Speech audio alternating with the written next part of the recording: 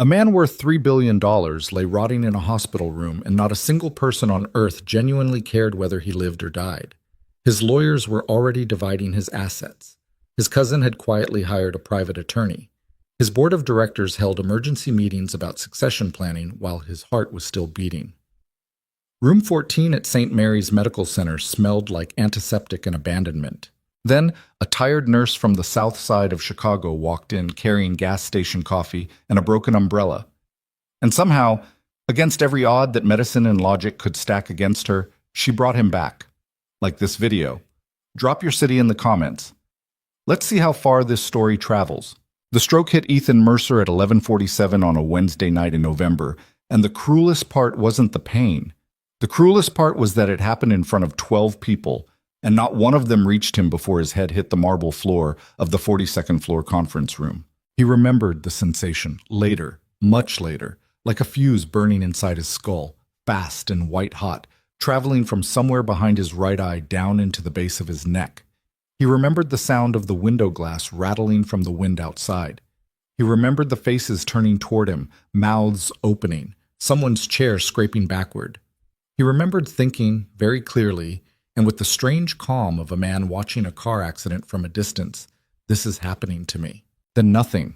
Absolutely, completely, terrifyingly nothing. The paramedics arrived in 6 minutes. By then, Ethan Mercer had stopped breathing twice. The emergency room at St. Mary's Medical Center was not prepared for a billionaire. Or rather, it was not prepared for the billionaire's people. Within 40 minutes of his arrival, 3 attorneys were stationed in the waiting room. 2 private security contractors stood outside the ER doors. A woman in a charcoal blazer who introduced herself only as corporate communications was on her phone in the parking garage, already crafting the press statement. Dr. Benjamin Hale, the neurologist on call that night, had worked at St. Mary's for 11 years. He had treated stroke victims of every age and background.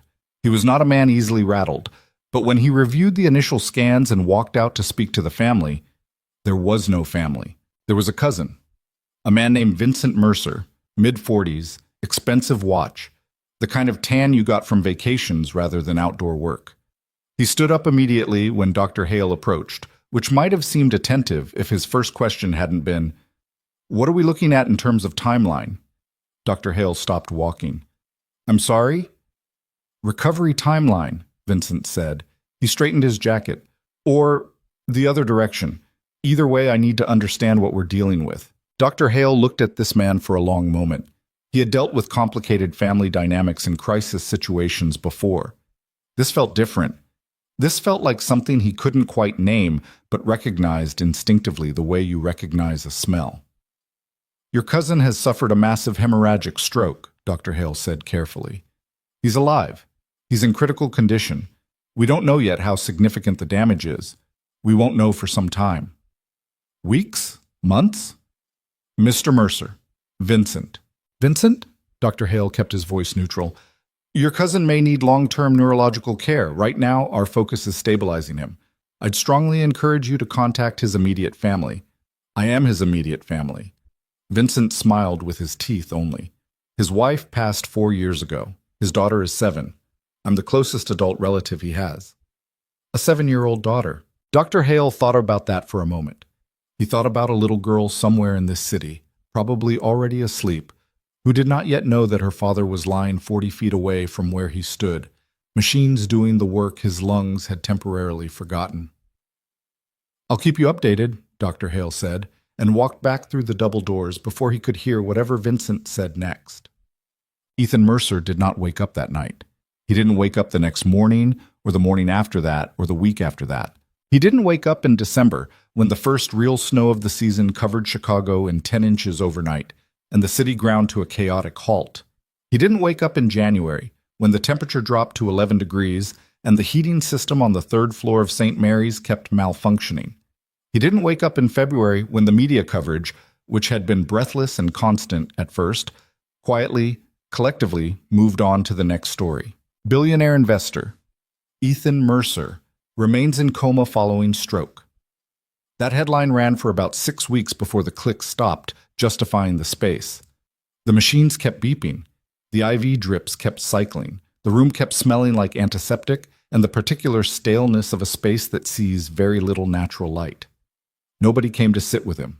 Vincent stopped by occasionally, always with an attorney present, always for less than 20 minutes. The corporate communications woman appeared twice, both times to photograph the room. Not Ethan, just the room, for reasons Dr. Hale didn't ask about and didn't want to know. A few of the executives who had been in the conference room the night of the stroke showed up in the first week, standing awkwardly near the door, not knowing where to look or what to say to a man who couldn't hear them anyway, or so they assumed. The floor nurses rotated through room 14 the way they rotated through every challenging assignment, with professionalism, with competence, and with the subtle but unmistakable emotional distance that long-term unconscious patients tended to generate. It wasn't callousness. It was self-preservation. You could only pour so much into a patient who gave nothing back before your own reserves started running dry. Most of them kept their visits to the clinical minimum. Check the vitals, adjust the lines, document, leave. Nobody talked to him. Amelia Torres had been a nurse at St. Mary's for 6 years, and in that time she had developed a finely tuned internal alarm for bad assignments. The charge nurse, Sandra, had the particular look on her face when she approached Amelia on a Thursday morning in late February. A look that combined sympathy with the practiced briskness of someone who has already made the decision and is only now delivering the news. "I'm moving you to a long-term care assignment," Sandra said. "Third floor, room 14. Amelia was in the middle of charting and didn't look up immediately. "The coma patient? The rich guy?" "Ethan Mercer, yes." "I thought Delgado had that room." "Delgado requested a transfer, so did Park before her." Sandra set the reassignment paperwork on the counter beside Amelia's keyboard. "You'd be his primary." Now Amelia looked up. Sandra had the grace to look slightly uncomfortable. "I know it's fine," Amelia said. She picked up the paperwork and scanned it. "What's his current status?" Sandra went through it. GCS scores, feeding tube, respiratory function, the twice-weekly neurological assessments that Dr. Hale conducted with the careful thoroughness of someone who refused to stop looking for something, even when there was nothing obvious to find. No significant changes in 7 months. Stable, but unresponsive. "He has a daughter," Amelia said. It wasn't a question. She'd read the coverage. 7 years old. She's with a nanny. There's a legal guardian arrangement while things are unresolved. Amelia set the paperwork down.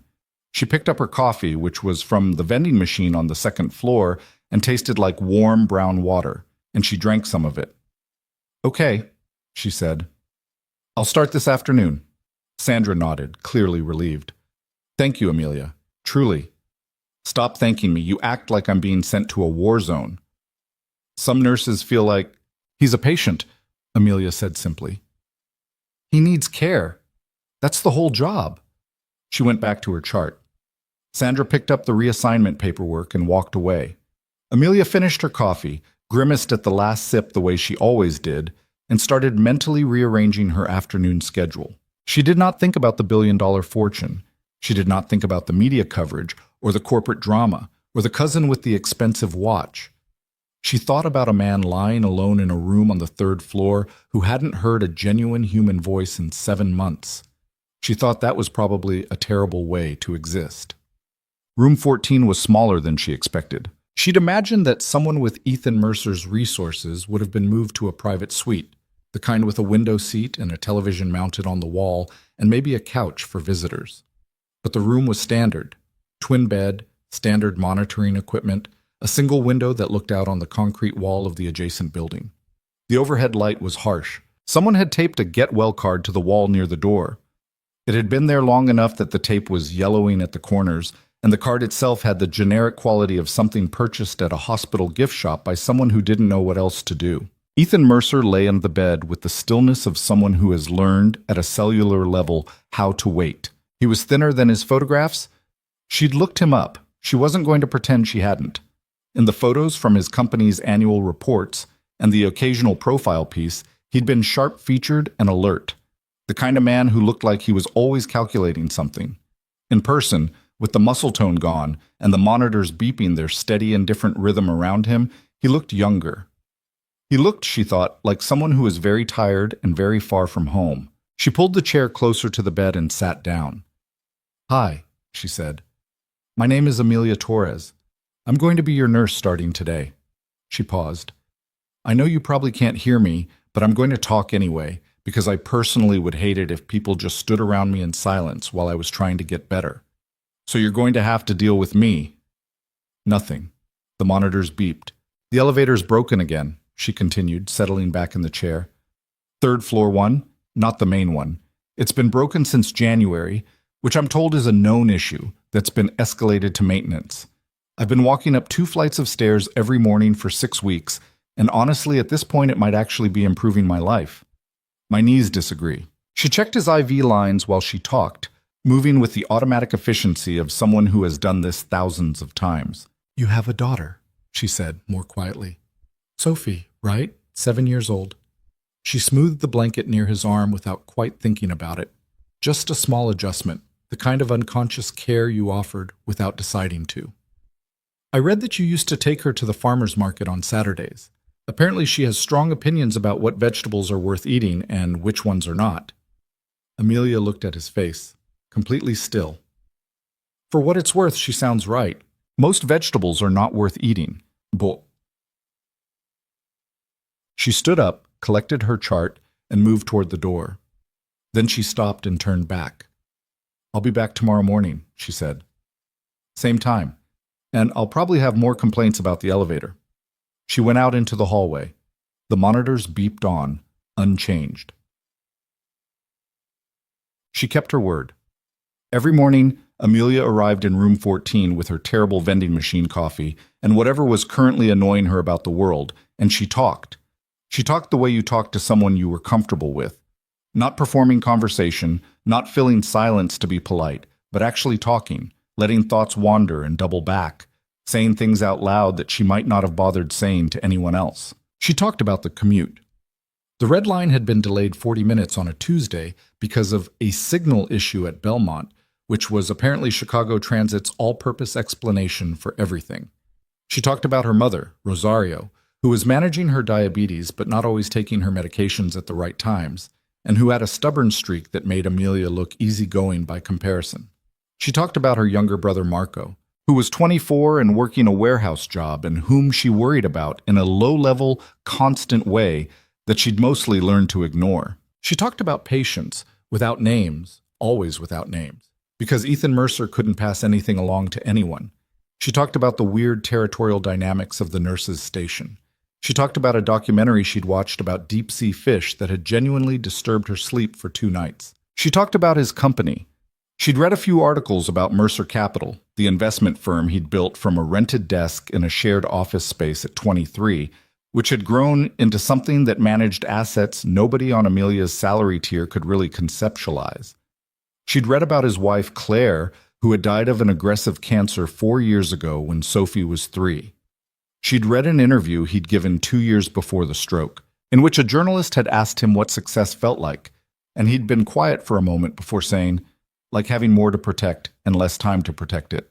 She thought about that line sometimes. She would tell him about it occasionally. I read that interview you gave, the one in the Tribune. She'd be checking his catheter or adjusting his positioning, practical clinical work, talking like he was just someone who'd stopped by. The part where you said success felt like more to protect and less time. I've been thinking about that.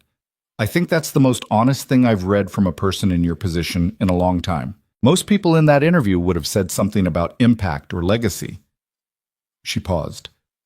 You said it like it scared you. The monitors beeped. It should, she said. It was Dr. Hale who first noticed she was doing something different. He arrived for his Tuesday morning assessment in early March to find Amelia sitting beside the bed with a small Bluetooth speaker on the windowsill, playing something soft and slow. A piano piece. Nothing she could have named if asked, just something instrumental she'd found on a playlist called Calm Focus at 2 in the morning when she couldn't sleep. Dr. Hale stood in the doorway for a moment. Nurse Torres. Dr. Hale. She stood immediately. Has there been any change in responsiveness since Friday's assessment? Nothing I could document, she said. But there are things I've been noticing that I'm not sure how to chart. She hesitated, which was not something she did often. His heart rate stabilizes when I come in. Not when any nurse comes in. I've compared. The monitors show a specific response when I enter the room, and twice this week his fingers moved when I was talking. Not a spasm, more like a response. Dr. Hale crossed the room and looked at the monitoring data. He was quiet for a long moment. You know how easy it is to see patterns that aren't there, he said, not dismissively, carefully. I know. Especially with patients like this, patients you spend a lot of time with. I know, she said again. I'm not telling you he's waking up. I'm telling you something is different from a month ago, and I can't account for it clinically. I thought you should know. Dr. Hale looked at the chart, then at Ethan, then at the small speaker on the windowsill. Keep doing whatever you're doing, he said finally. He wrote something in his notes. And chart everything you observe, even the things that feel too small. Everything. Already am, Amelia said. He nodded and left. Amelia sat back down. She turned the piano music up slightly. He doesn't think I'm crazy, she told Ethan. That's something. March became April. The floor radiators stopped making the terrible knocking sound they'd been making since January, which Amelia announced to room 14 as though delivering significant news. The knocking stopped, she said one morning. I don't know if they fixed it or if something inside the system just gave up, but either way it's quieter, and I'm taking that as a win. She'd started bringing things, small things, practical things. A better pillow for positioning his head. The hospital issue ones were functional, but thin, and she'd read enough about long-term care to know that small physical comforts could matter even when the patient showed no measurable response. She brought a photograph, one she'd printed from a news archive, a grainy but recognizable picture of Ethan at a community event 2 years before the stroke, Sophie on his shoulders, both of them grinning at something outside the frame. She taped it to the wall across from the bed where he would see it first if he ever opened his eyes. She was not thinking when. She was thinking if. But she put the photograph there anyway. The other nurses on the floor had stopped teasing her mostly. There had been a week in early March when the jokes were consistent enough to be slightly wearing. Torres is in there reading the coma guy a bedtime story again. But she'd neither confirmed nor denied anything, and eventually the novelty wore off.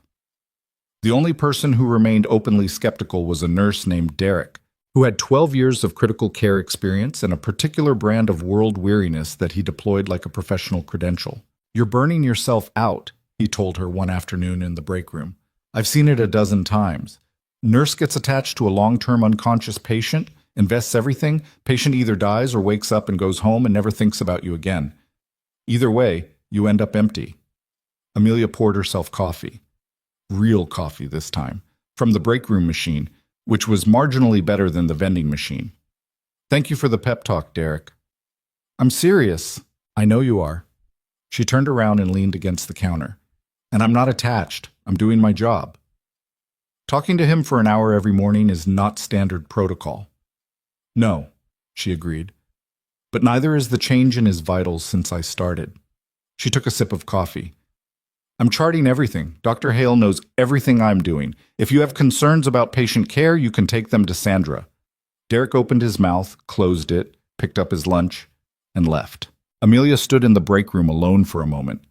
She thought about what he'd said. The part about patient either dies or wakes up and goes home and never thinks about you again. She thought, that's fine. She thought, that's how it's supposed to work. She drank her coffee and went back to work. Down. The night the phone call came, Amelia had been asleep for maybe 90 minutes. It was 2:14 a.m. on a Tuesday in late April, and her phone was on the nightstand because she always kept it on the nightstand, and the number was St. Mary's, and her body was already sitting up before she'd finished reading the screen. Torres. She was already swinging her legs off the bed. It was Sandra on the other end. Not panicked. Sandra never panicked, but with a tightness in her voice that Amelia recognized immediately. We need you to come in. Mercer? A pause. Come in. She was dressed and out the door in 4 minutes. She lived 16 blocks from the hospital and she ran 12 of them because she couldn't get a cab at 2 a.m. and the bus wasn't coming for 11 minutes and she didn't want to wait. She was breathing hard when she pushed through the third-floor doors and started down the hall toward room 14, and Sandra met her halfway. What happened? Amelia demanded. His numbers changed about an hour ago. We don't know. Sandra stopped, then seemed to make a decision. Just go in. Amelia pushed the door open. The room was dim, just the monitoring equipment and the faint light from the hallway behind her. The machines were beeping at their usual pace. The piano playlist was off because the night shift didn't know about it. She walked to the bed. Ethan Mercer was exactly as she'd left him 12 hours ago. Still, pale, breathing with the steady artificial rhythm of a man whose body had found a kind of grim equilibrium. Except, she stepped closer. His left hand, which had been resting flat against the blanket in exactly the same position for months, was turned slightly, palm facing up. The fingers were moving, not spasming, not the random neural misfires that happen sometimes in unconscious patients and meant nothing. These were slow, deliberate, searching movements, like a man reaching for something he couldn't quite find in the dark. Amelia sat down in the chair and placed her hand under his. The fingers stopped moving. They closed, slowly, weakly, but unmistakably, around hers. She sat very still. Her throat had done something complicated that she didn't have a word for. Outside the window, the city was dark and cold and going about whatever the city went about at 2:14 a.m. "Hey," she said quietly, "I'm here." The monitors beeped. His grip didn't loosen. She stayed there until 5 a.m., until the morning shift started arriving and the hallway outside began to fill with the sounds of a hospital waking up. She stayed because leaving felt wrong in a way she couldn't fully articulate and didn't try to. She didn't tell Derek about the hand. She told Dr. Hale everything.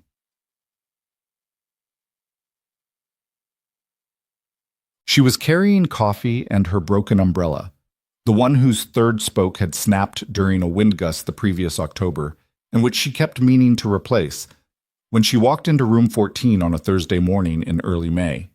She was complaining about the elevator. She'd started 3 sentences about the ongoing failure of the third-floor elevator, and was gesturing with the coffee cup in a way that was slightly more animated than strictly necessary. And she was about to pivot to a story about Marco calling at 7 in the morning with a question about taxes. She stopped. The room was exactly as she'd left it, except for the eyes. Ethan Mercer's eyes were open, not glazed, not wandering in that unfocused way she'd been trained to recognize, the way eyes sometimes opened without the person behind them being anywhere near present. These eyes were open, and they were moving, and they stopped moving when they found her face. They were brown. She hadn't known that. The photographs never quite captured the color. Dark brown, with a quality of attention in them that was, after 7 months of absence, almost overwhelming. She didn't move for a full 3 seconds. "Mr. Mercer," she said, and her voice came out steady, which surprised her. "Can you hear me?" His throat worked. The effort was enormous. She could see it, every muscle in his neck and jaw engaged in something that should have been effortless and was currently the hardest thing in his world. His lips moved.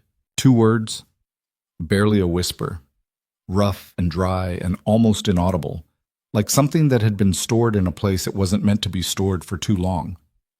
"I heard." Amelia stared at him. Her coffee was getting cold. Her broken umbrella was still in her hand.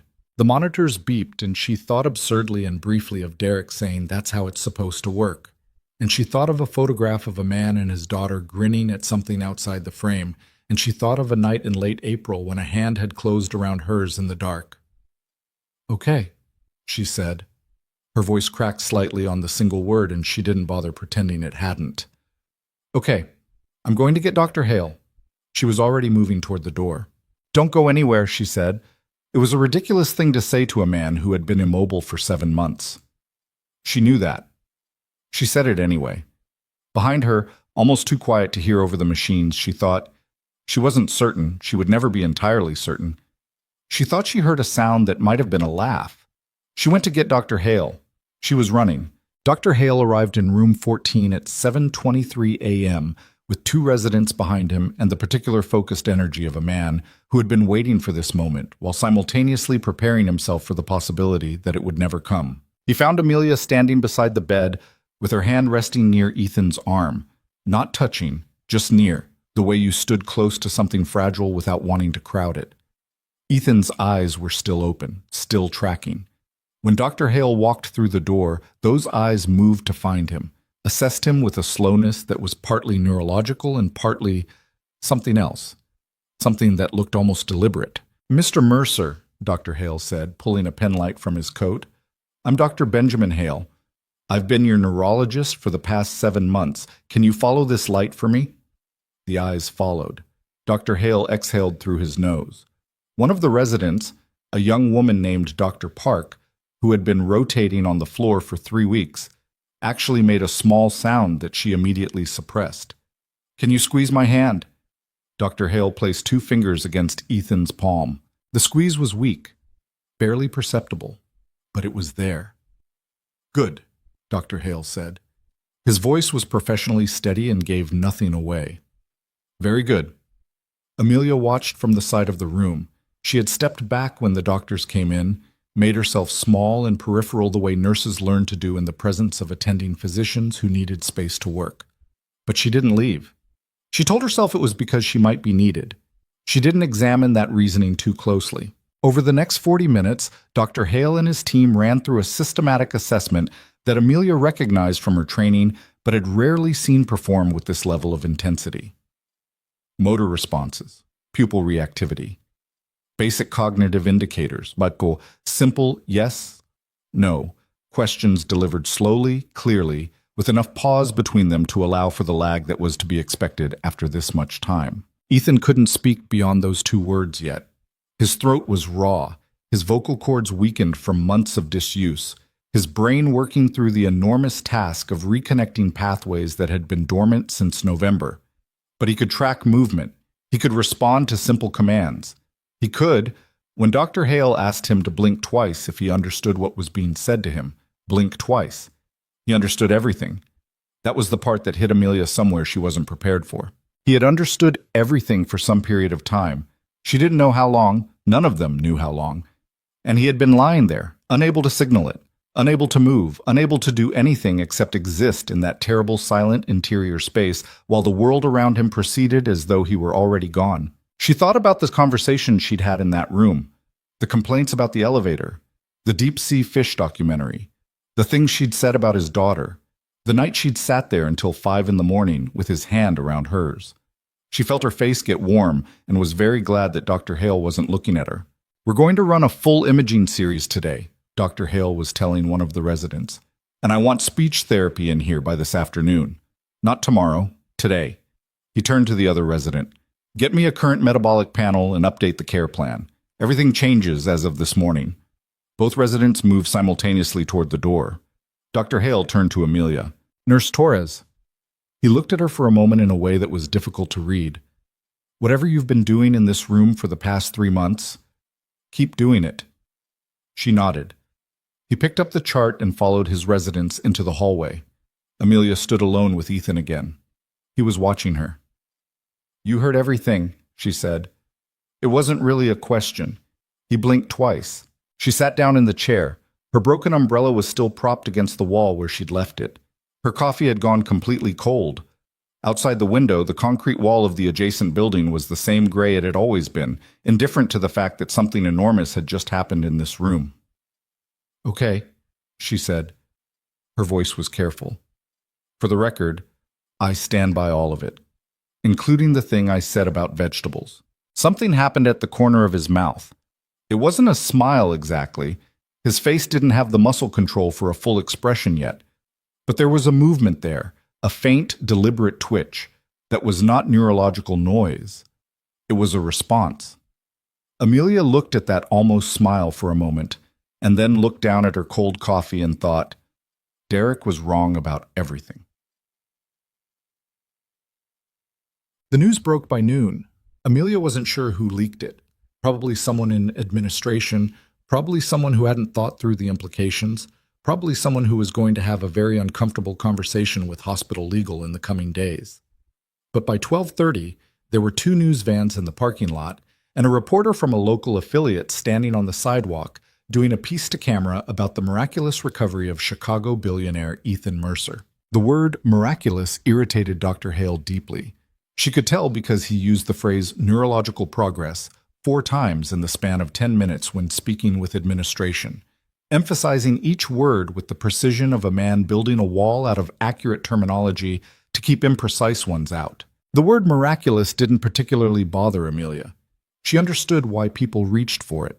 When something happened that exceeded the framework you'd built to understand the world, you grabbed whatever word was closest. She didn't think it was miraculous. She thought it was the result of consistent, patient, specific care, combined with a man who had more reasons to fight than anyone outside that room had given him credit for.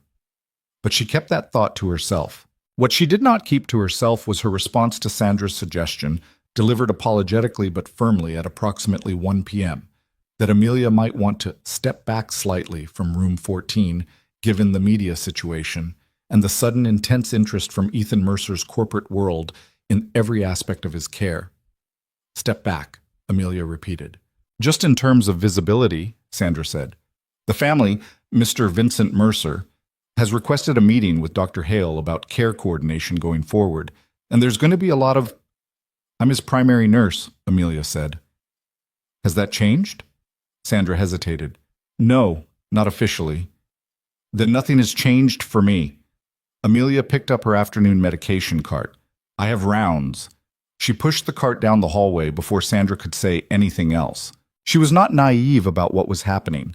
She'd been a nurse long enough to understand that the world outside room 14 operated on entirely different rules than the world inside it.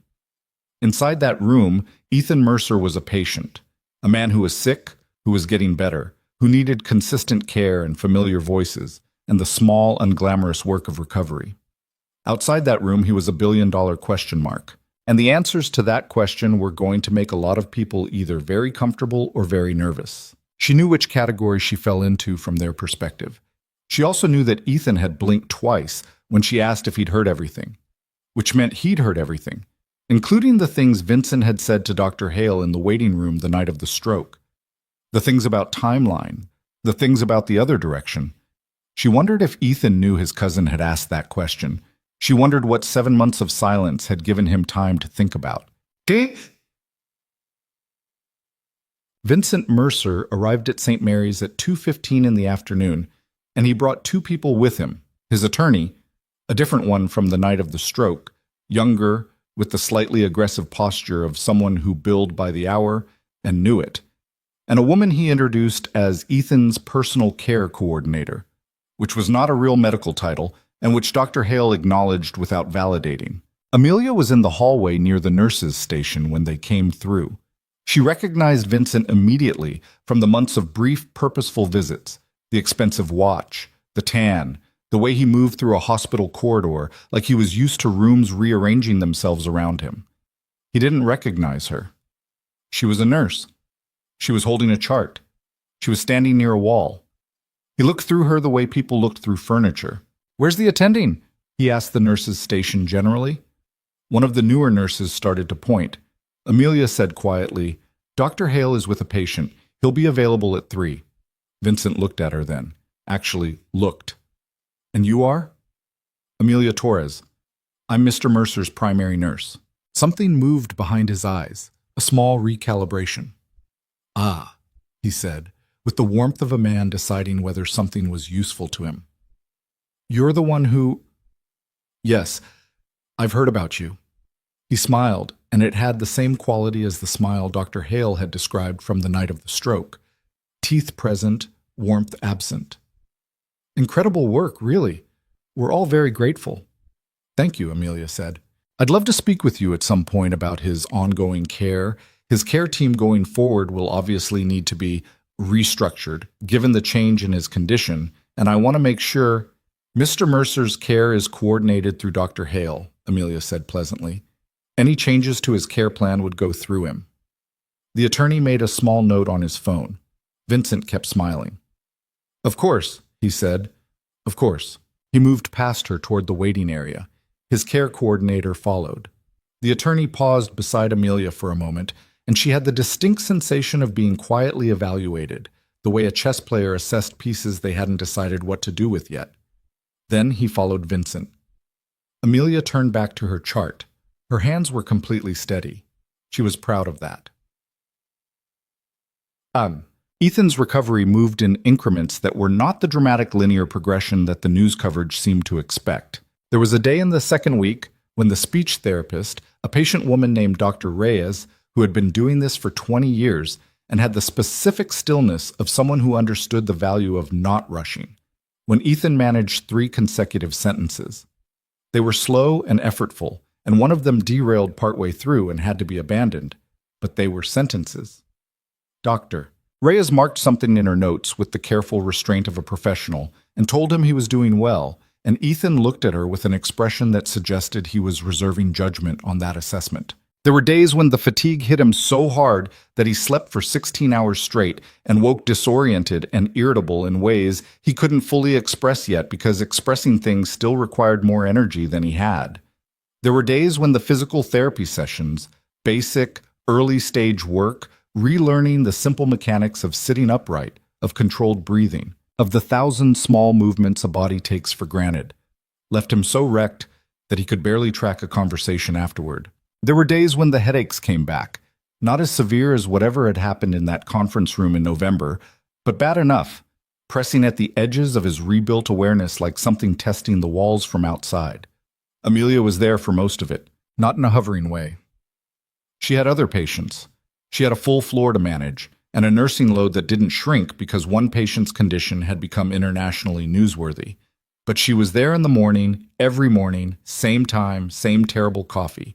She was there in the way that mattered, which was not the way of someone waiting for something remarkable to happen, but the way of someone who understood that unremarkable consistency was the actual work. She noticed things. She always noticed things. She noticed that Ethan's progress accelerated measurably on days when Vincent had visited the previous afternoon and deteriorated slightly in subtle but trackable ways.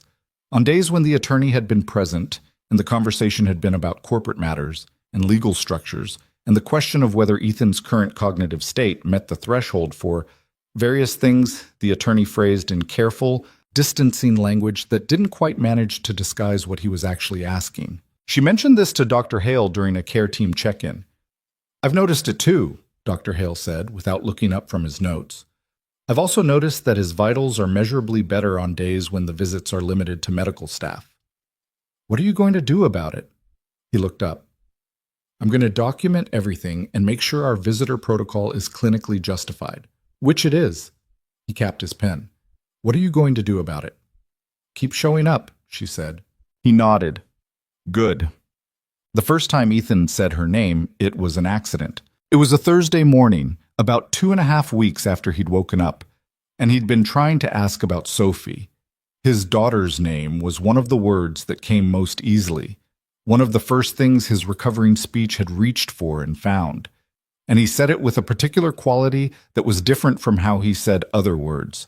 Something in the sound of it that was simultaneously the most natural and the most painful thing Amelia heard him say. The question he was working toward was about Sophie's schedule. Who was picking her up? Whether the school knew, whether someone had talked to her about what was happening. And it was getting tangled because the connections between what he wanted to say and what his mouth was currently capable of producing were still unreliable, and he was frustrated, which he showed not by raising his voice, but by going very still in a way that Amelia had started recognizing as his version of losing patience. "Okay," she said. "Slow down. You're trying to ask about Sophie's school?" He exhaled, nodded. "She's been going. Same schedule. Mrs. Hargrove, your nanny, has been taking her." Amelia had learned this from the care coordination file. She'd made it her business to know. "The school counselor has been briefed. She's doing okay, Ethan." She said his name without thinking. It came out, the way things came out when you'd been talking to someone for months and the formal distance had eroded without you noticing. He went very still. Not the frustrated still. Something different. She realized what she'd done and felt a pulse of genuine awkwardness. "Sorry, Mr. Mercer." "Don't." His voice was rough and slow, each word still costing him something, but the word itself was quick, certain. He looked at her for a moment. "Ethan." She nodded. "Ethan." The name sat there between them, small and oddly significant, the way small things sometimes were. He went back to asking about Sophie. She answered what she could. "Must. Sophie came on a Saturday. Amelia wasn't working that day. She found out about it from Dr. Reyes on Monday morning, who mentioned it in passing, and she felt something she didn't examine too closely. something adjacent to relief and adjacent to something else she was going to leave unnamed. What she heard, secondhand from Dr. Reyes, who had been present, was this.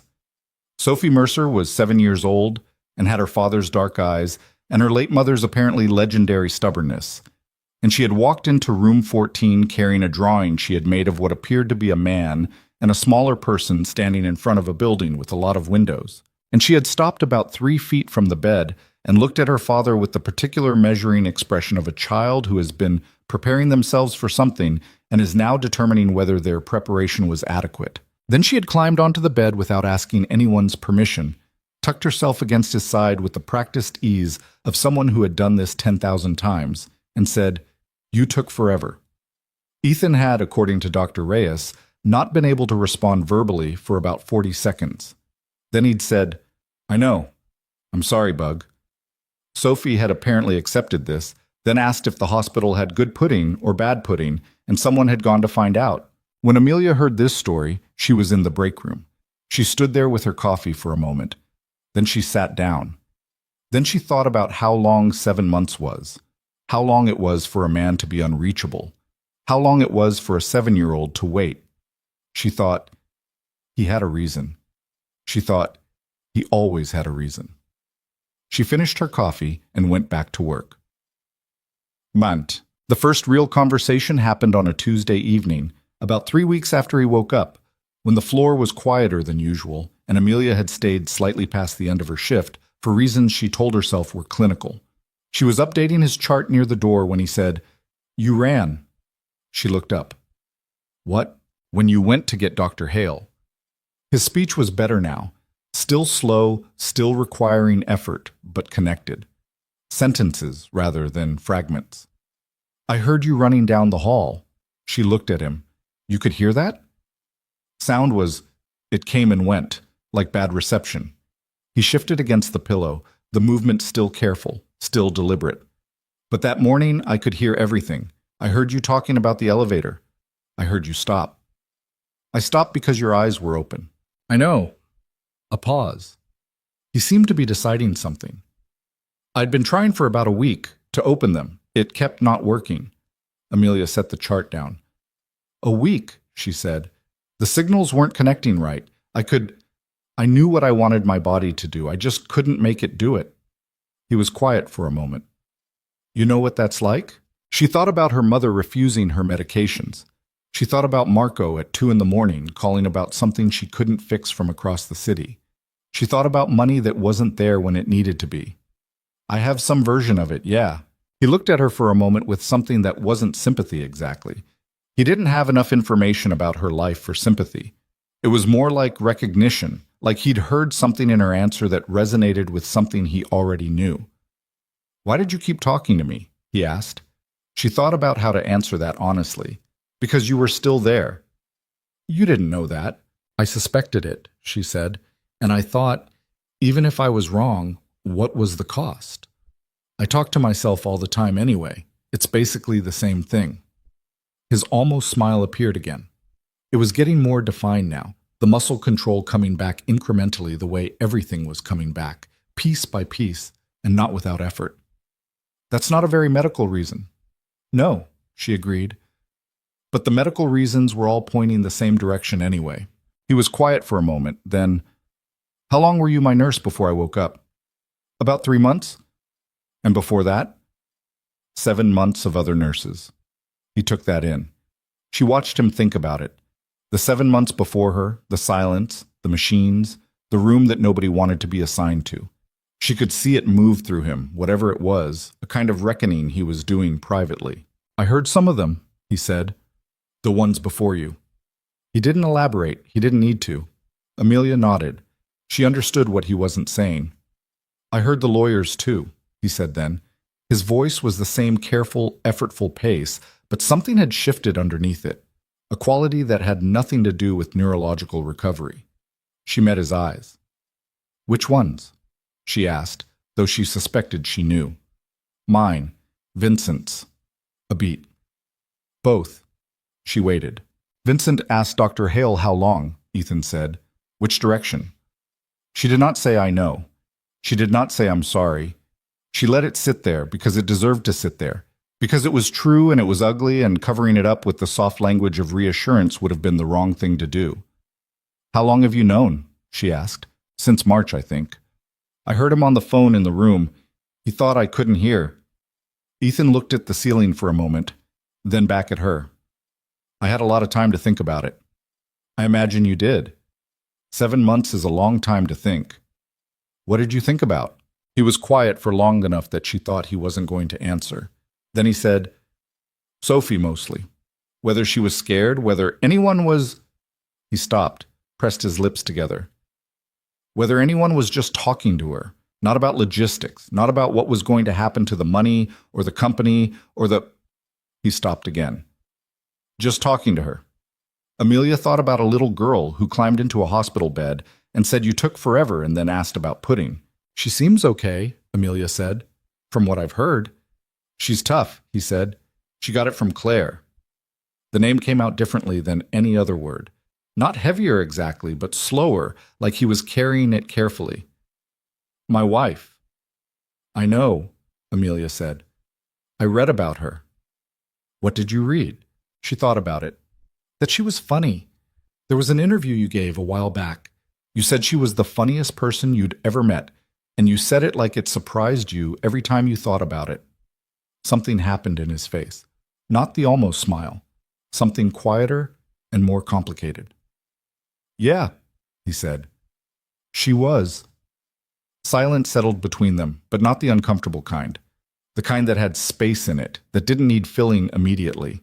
"I read everything I could find about you," Amelia admitted, "before I started here, after I got the assignment." She shrugged. "I wanted to know who I was talking to." "What did you conclude?" "That you were someone who built something real from nothing, which I respect. That you probably worked too much, which is the most predictable thing about successful people. That you loved your daughter in a way that was obvious even through business profiles, which are not designed to show that kind of thing."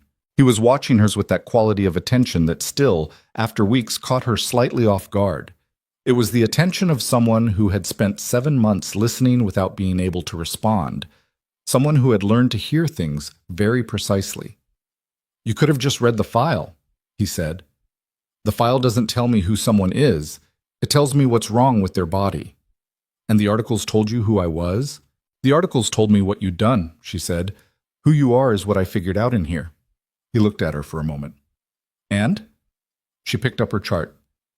"Still working on it," she said. She caught the almost smile again on her way to the door. Fuller this time than it had been before. Vincent came 3 days later with the attorney and a new face, a man named Garrett, who was apparently Mercer Capital's acting COO, and who had the practiced ease of someone who was comfortable with boardrooms and somewhat less comfortable with hospitals. They sat in a small conference room on the 3rd floor that Dr. Hale had made available for family meetings, and Ethan sat in a wheelchair, his first time out of the bed for anything other than physical therapy. And Amelia stood near the wall because she'd been asked by Dr. Hale to be present for medical continuity, which was technically accurate and also, she suspected, strategic. Ethan didn't look like the man in the annual report photographs yet. He was still thin. His left hand had a tremor that came and went. He moved carefully. But his eyes, when Vincent walked into the room and said, "Ethan, my God, it's so good to see you looking better," were entirely clear. "Vincent," Ethan said. His voice was still slower than it would become, but the tone was unambiguous. Vincent sat down. Garrett sat beside him. The attorney opened a portfolio. "We have a lot to catch up on," Vincent said warmly.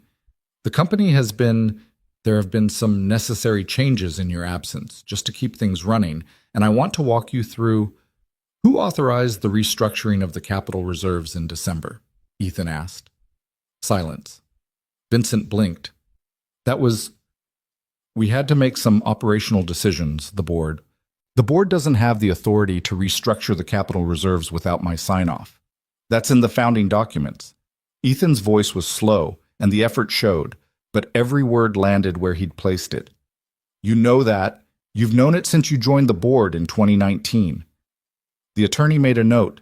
"Ethan," Vincent said, and his voice had shifted into a gentler register, the one reserved for managing difficult situations. "You've been through something enormous. I completely understand if you want to eat. I want to see the full financial statements from November through now, Ethan said. I want them on paper, not in a presentation. I want them by Friday. He looked at Garrett. All of them. Garrett looked at Vincent. Vincent held his smile in place with what appeared to be considerable effort. Of course, Vincent said. We want to be completely transparent. Good, Ethan said. The meeting lasted 40 more minutes. Amelia stood near the wall and watched Ethan Mercer, who had been silent and unreachable for 7 months, dismantle every careful thing that had been constructed in his absence with the quiet, methodical efficiency of someone who had spent a very long time thinking and was only now beginning to act. He was not the man in the annual report photographs. He was sharper than that. And something else, something that hadn't been visible in any photograph she'd seen, something that had perhaps been covered over by years of performance and strategy and the particular armor that successful, lonely people wore without knowing they were wearing it. She couldn't name it exactly. She thought about it on the bus ride home.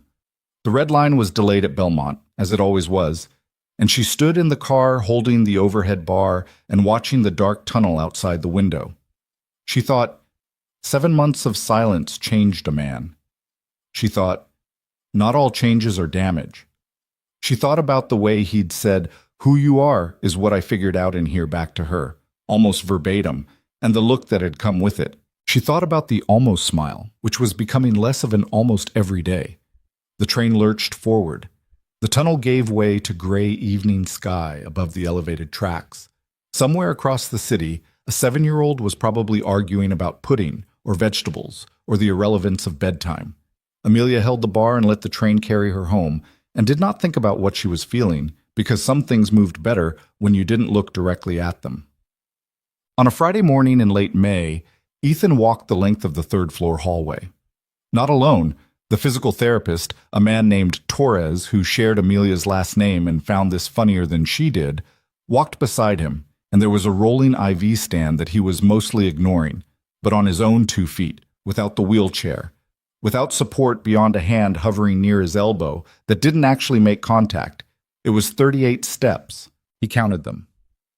Amelia knew this because she was at the nurse's station when he reached the end of the hall and turned around, breathing hard and slightly pale but upright, and he looked at her and said, 38. I heard, she said. That's nothing, he said. The physical therapist was already reaching for the wheelchair that Ethan was already ignoring. It's 38 more than you could do a month ago, Amelia said. He looked at her for a moment. Then he turned and started walking back. 38 steps, return trip. The physical therapist made a note. The wheelchair went unused. Amelia watched him walk and did not think about what she was feeling, the same way she'd been not thinking about it for weeks, and she was getting less successful at it every day. The financial statements arrived on Thursday, not Friday. Amelia didn't know this until she walked into room 14 on Friday morning and found Ethan sitting up in bed with a stack of papers on the adjustable tray table, a pen in his right hand that he was gripping more tightly than necessary, and an expression on his face that she recognized from the conference room meeting. That particular quality of focused, cold attention that had nothing to do with anger and everything to do with the kind of clarity that came from having no more patience for pretense. "You're up early," she said. "I didn't sleep." He didn't look up from the page he was reading. She checked his vitals, made her notes, and didn't ask. She'd learned early that Ethan Mercer was not a man who responded well to being prompted toward things he wasn't ready to say. He talked when he was ready. Pushing made him go quieter. She was adjusting his IV line when he said, "They moved $40 million. She stopped. "Out of the company?" "Into a holding structure that Vincent controls." He set down the pen. "It was done in January. The documentation it's designed to look like a routine capital allocation. But it's not." He looked at the papers with the expression of someone examining something that has confirmed a suspicion they'd hoped wouldn't be confirmed. "I built this company. I know every line of how it's supposed to look." Amelia finished with the IV. She sat down. "What are you going to do?"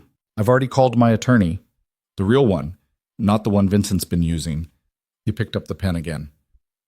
"I should have had legal representation in place from the beginning, independent of the board." He said it flatly, without self-pity, the way he said things about his own mistakes. I didn't think I'd be in a coma for 7 months. Most people don't plan for that. Well, don't plan. Most people don't have $40 million that someone can quietly move while they're unconscious. He looked at her. I'm not looking for sympathy. I know, she said. I'm not offering any. Something in his face eased slightly. This was, she had come to understand, one of the things he valued in their conversations. The absence of the cushioning that everyone else felt compelled to provide him. The doctors and the physical therapists, and even Dr. Reyes, who was genuinely excellent at her job, all spoke to him with the particular gentleness reserved for recovering patients, which was appropriate and professional, and which Ethan found, she suspected, quietly maddening. Amelia just talked to him. The attorney thinks we can recover most of it, he said. It'll be ugly. There will be a board fight. He paused. Vincent has been telling the board for 6 months that I'm unlikely to return to full cognitive function. The room was quiet for a moment. He said that to the board, Amelia said, in writing. A beat. I have the emails. She looked at him. And how does it feel reading that? He was quiet for long enough that she thought he was going to redirect the conversation the way he sometimes did when she pushed into territory he wasn't ready for. Then he said, like finding out something you already knew and had been hoping was wrong. She nodded slowly. The worst part isn't the money, he said. The worst part is that I hired him. Years ago, when the company was new and I needed board members I could trust, I brought Vincent on because he was family, and I thought that meant something. He set the papers down. His left hand had the faint tremor she'd noticed before. It came when he was tired or stressed, and she clocked it automatically, the way she clocked all the small physical indicators that told her how he was actually doing beneath whatever he was presenting. It's a particular kind of stupid trusting people because of what they are instead of who they are. You were building something from scratch, and you needed people, Amelia said. That's not stupid. That's just what was available. It was naive. Maybe. But you were in your mid-20s and you just lost your wife, and you were running a company and raising a daughter alone. Being slightly naive about which family members were worth trusting seems like a very human thing to be. He looked at her in the way he sometimes did, like he was deciding how much of what she'd said to let in. You're defending me. I'm providing context, she said. There's a difference. Is there? Yes. Defending you would be telling you it wasn't your fault. Context is just the whole picture instead of one corner of it. He held her gaze for a moment. Then he picked up the pen and went back to the papers. The tremor is worse when you're holding the pen like that, she said. Loosen your grip.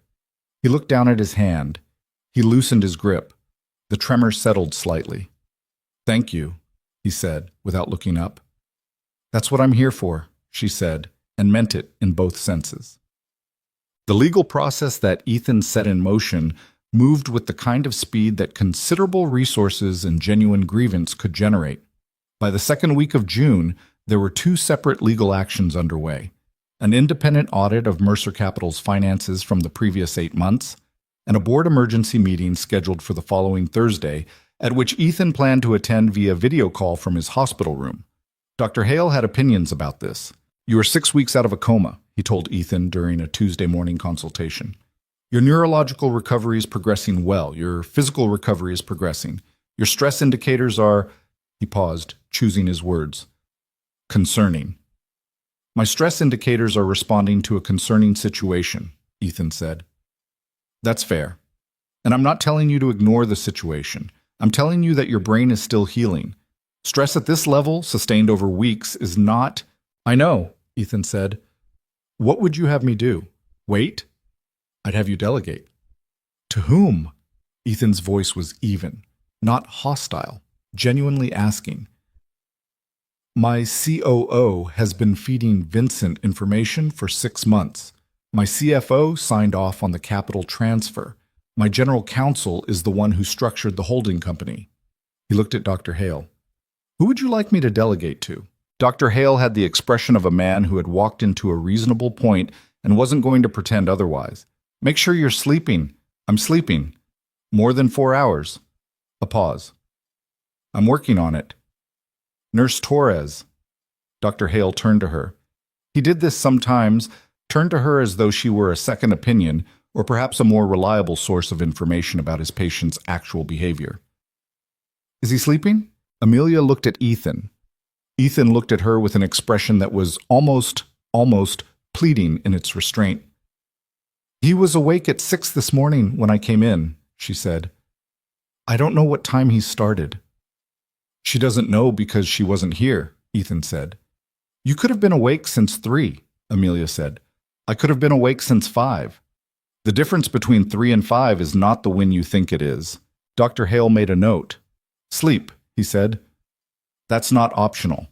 And I want the video call kept to 2 hours maximum. Ethan nodded. Dr. Hale left. Amelia stayed. 4 hours, she said. I was thinking. About what? He looked at the window. The concrete wall of the adjacent building had not changed since November, but June light was different from winter light, hitting it at a different angle and finding, improbably, a small patch near the top where something green had taken hold in a crack in the masonry. She'd noticed it a few weeks ago. She'd been meaning to point it out. About whether any of it matters, he said. The company, the money. Whether getting it back changes anything that actually needs changing. She waited. Vincent can have $40 million, he said, slowly, like he was working it out while saying it. I have a lot more than $40 million, and I spent 7 months as an unconscious body in a room while my daughter went to school without me and came home to a nanny and nobody, not one person in my orbit who was paid to care about the company. Nobody called that school to ask if Sophie was okay. He paused. You did. Amelia was quiet for a moment. I called the school counselor in March, she said, just to check. I know. The counselor mentioned it to Mrs. Hargrove. Mrs. Hargrove told me. He looked at her. You weren't her nurse. You weren't paid to do that. You had no reason to do that. She's 7, Amelia said. Her father was in a coma. That's a reason. For you it was. He turned back to the window. For the people I paid very well to care about the things I cared about? Apparently it wasn't. He was quiet for a moment. That's the thing 7 months teaches you. Who actually shows up? Amelia looked at the small patch of green in the crack in the concrete wall and thought, I should tell him about that plant. She didn't yet. She tucked it away for later, for a morning when he needed something small and true to look at. Get the 40 million back, she said. Not because it matters more than Sophie. Get it back because letting Vincent take it would be letting him take something you built, and you built it for her. She stood up.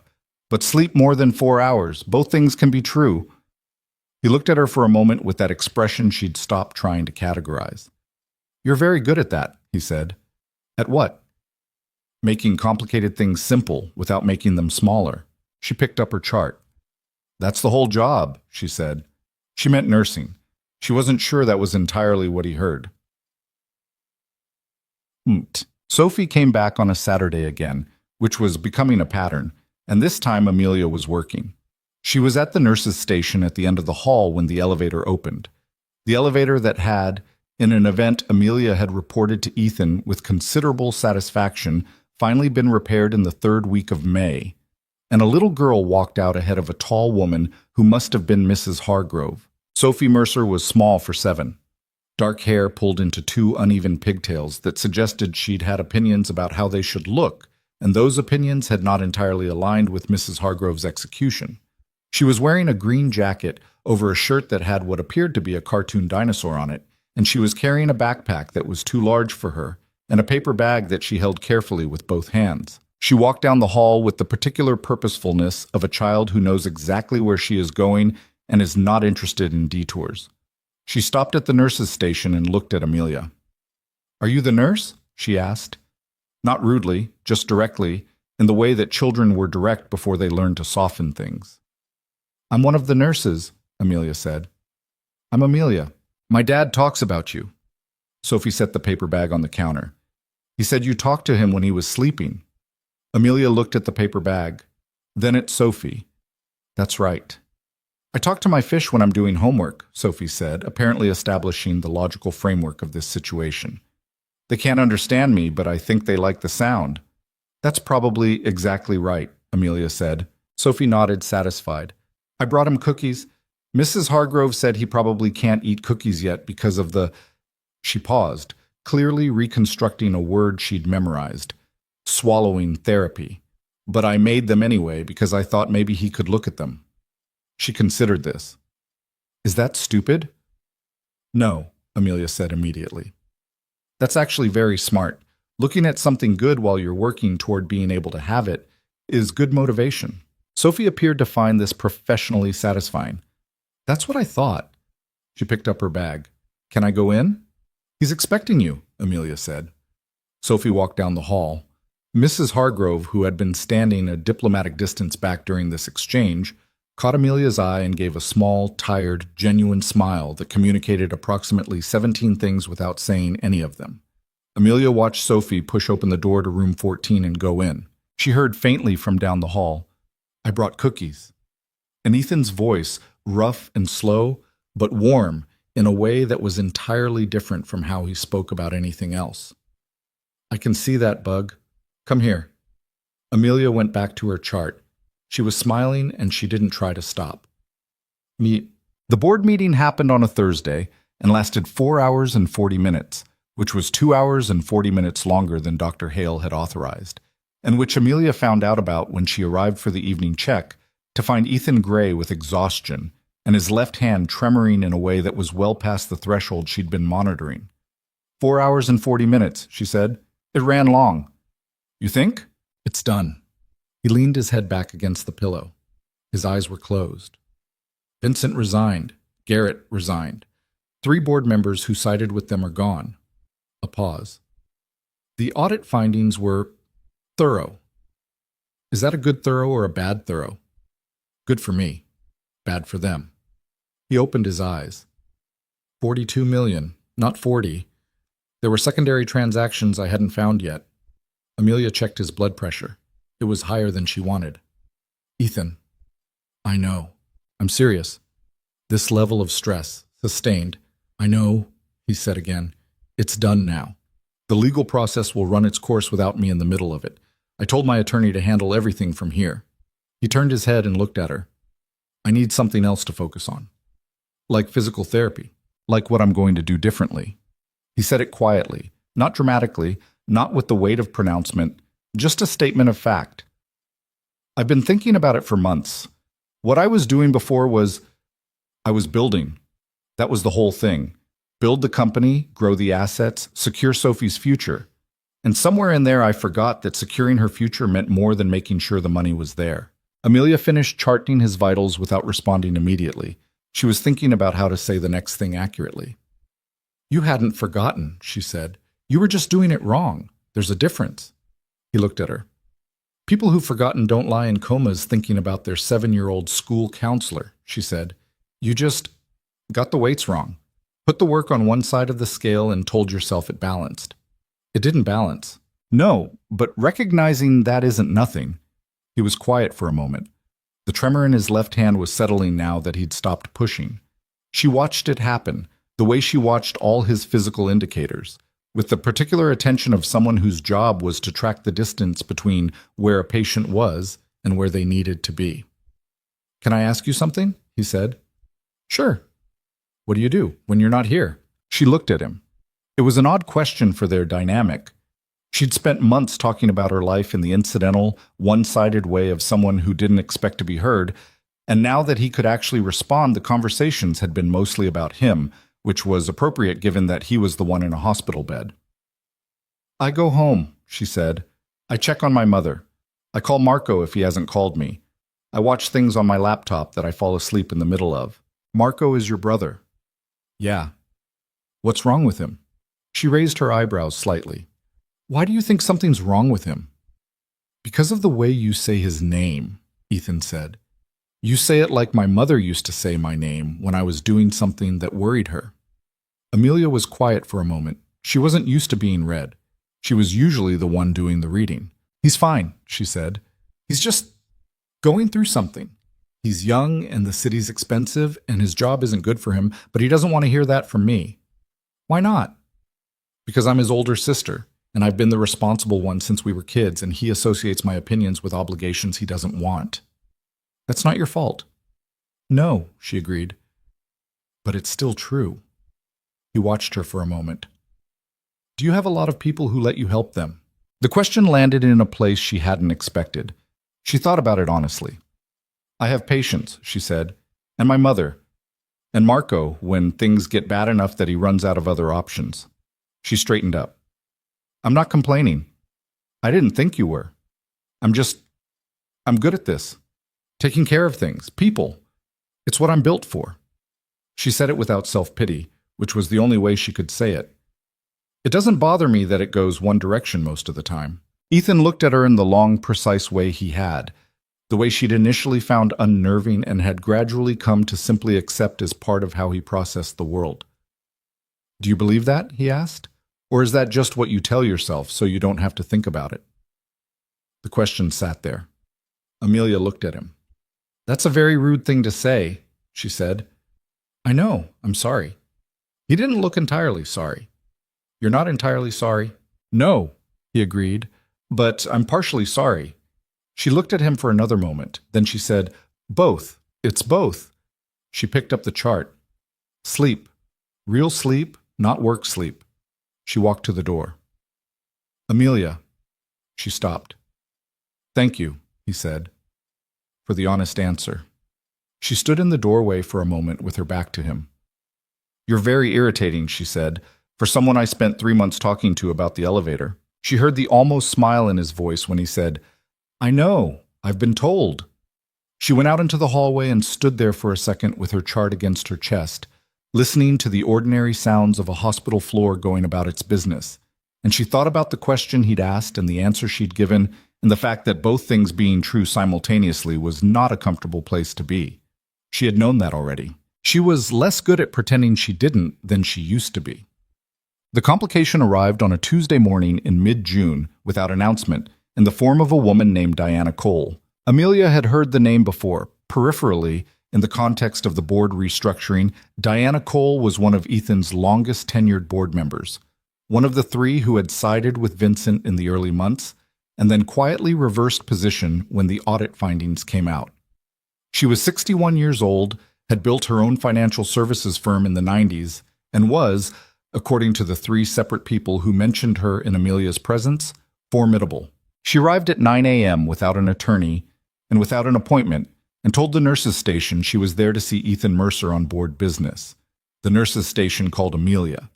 Amelia went out to the waiting area and found a woman in her early 60s, short silver hair, wearing a blazer the color of slate, sitting with the stillness of someone who was entirely comfortable making other people wait. Miss Cole, Amelia said, I'm Nurse Torres. Mr. Mercer doesn't have any meetings scheduled this morning.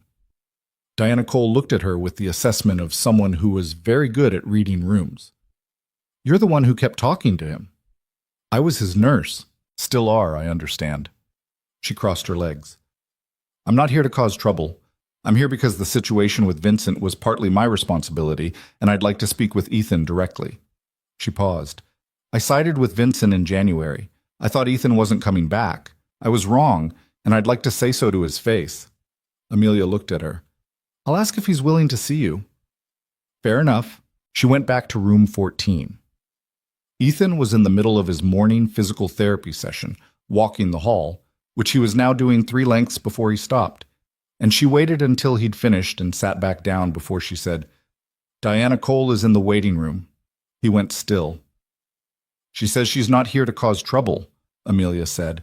She says she wants to talk to you directly about what happened in January.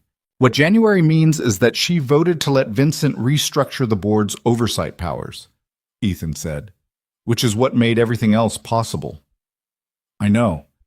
I told her I'd ask. He was quiet. She watched him think through it, the careful internal calculation that she'd come to recognize as his processing mode, the one that happened behind his eyes while his face stayed neutral. Send her in, he said. Amelia went and got Diana Cole and left them alone. She was at the nurse's station 40 minutes later when Diana Cole walked out. The woman stopped beside the station and looked at Amelia for a moment. He's different from before, Diana said. He's been through something significant, Amelia said. No, I mean... Diana Cole seemed to be selecting her words with care. I've known Ethan Mercer for 9 years. He was always sharp, always strategic. But there was a... She paused. A wall. A very well-constructed, very consistent wall that he kept between himself and everything that wasn't business. She looked down the hall toward room 14. It's gone. Amelia didn't say anything. I don't know what you did in that room for 3 months, Diana said. But whatever it was, it didn't just keep him alive. It changed something. She looked at Amelia directly. I thought you should know that. She picked up her bag and walked to the elevator. Amelia stood at the nurse's station and thought about what Diana Cole had said. She thought about it from a clinical angle.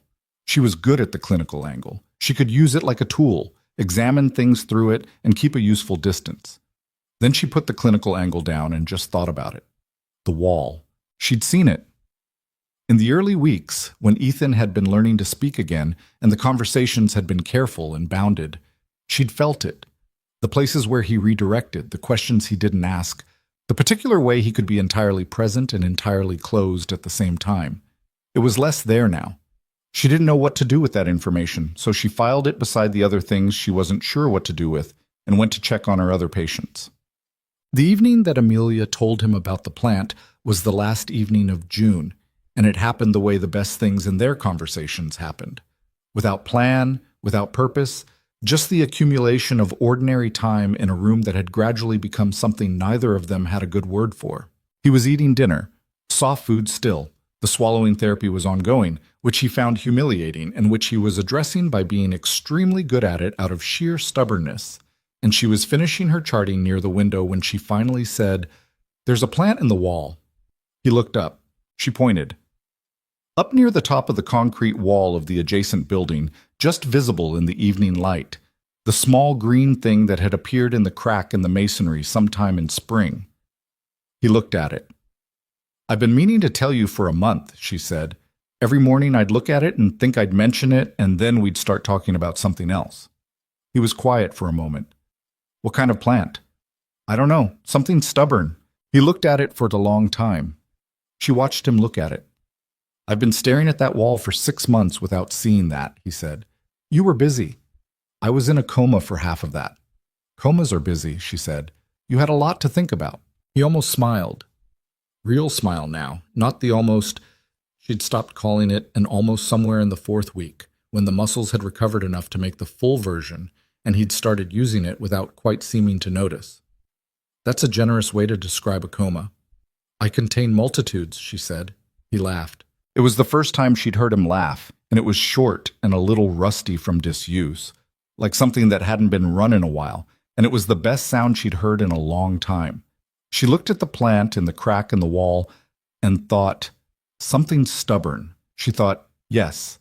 She thought, that tracks. She closed her chart and said goodnight and walked out into the hallway with the sound of it still in her ears, and she did not file this one away with the things she wasn't examining. She let herself carry it home on the red line, which was running on time for once, all the way across the dark city to her cramped apartment on the south side where her mother was waiting, and her brother had left 3 voicemails and the dishes from breakfast were still in the sink. She stood in her kitchen and washed the dishes and thought about a man who had learned to laugh again, and she let herself feel whatever she felt about that without putting a name on it. Some things were okay without a name. Ethan was discharged on a Friday in the 2nd week of July. The paperwork took most of the morning.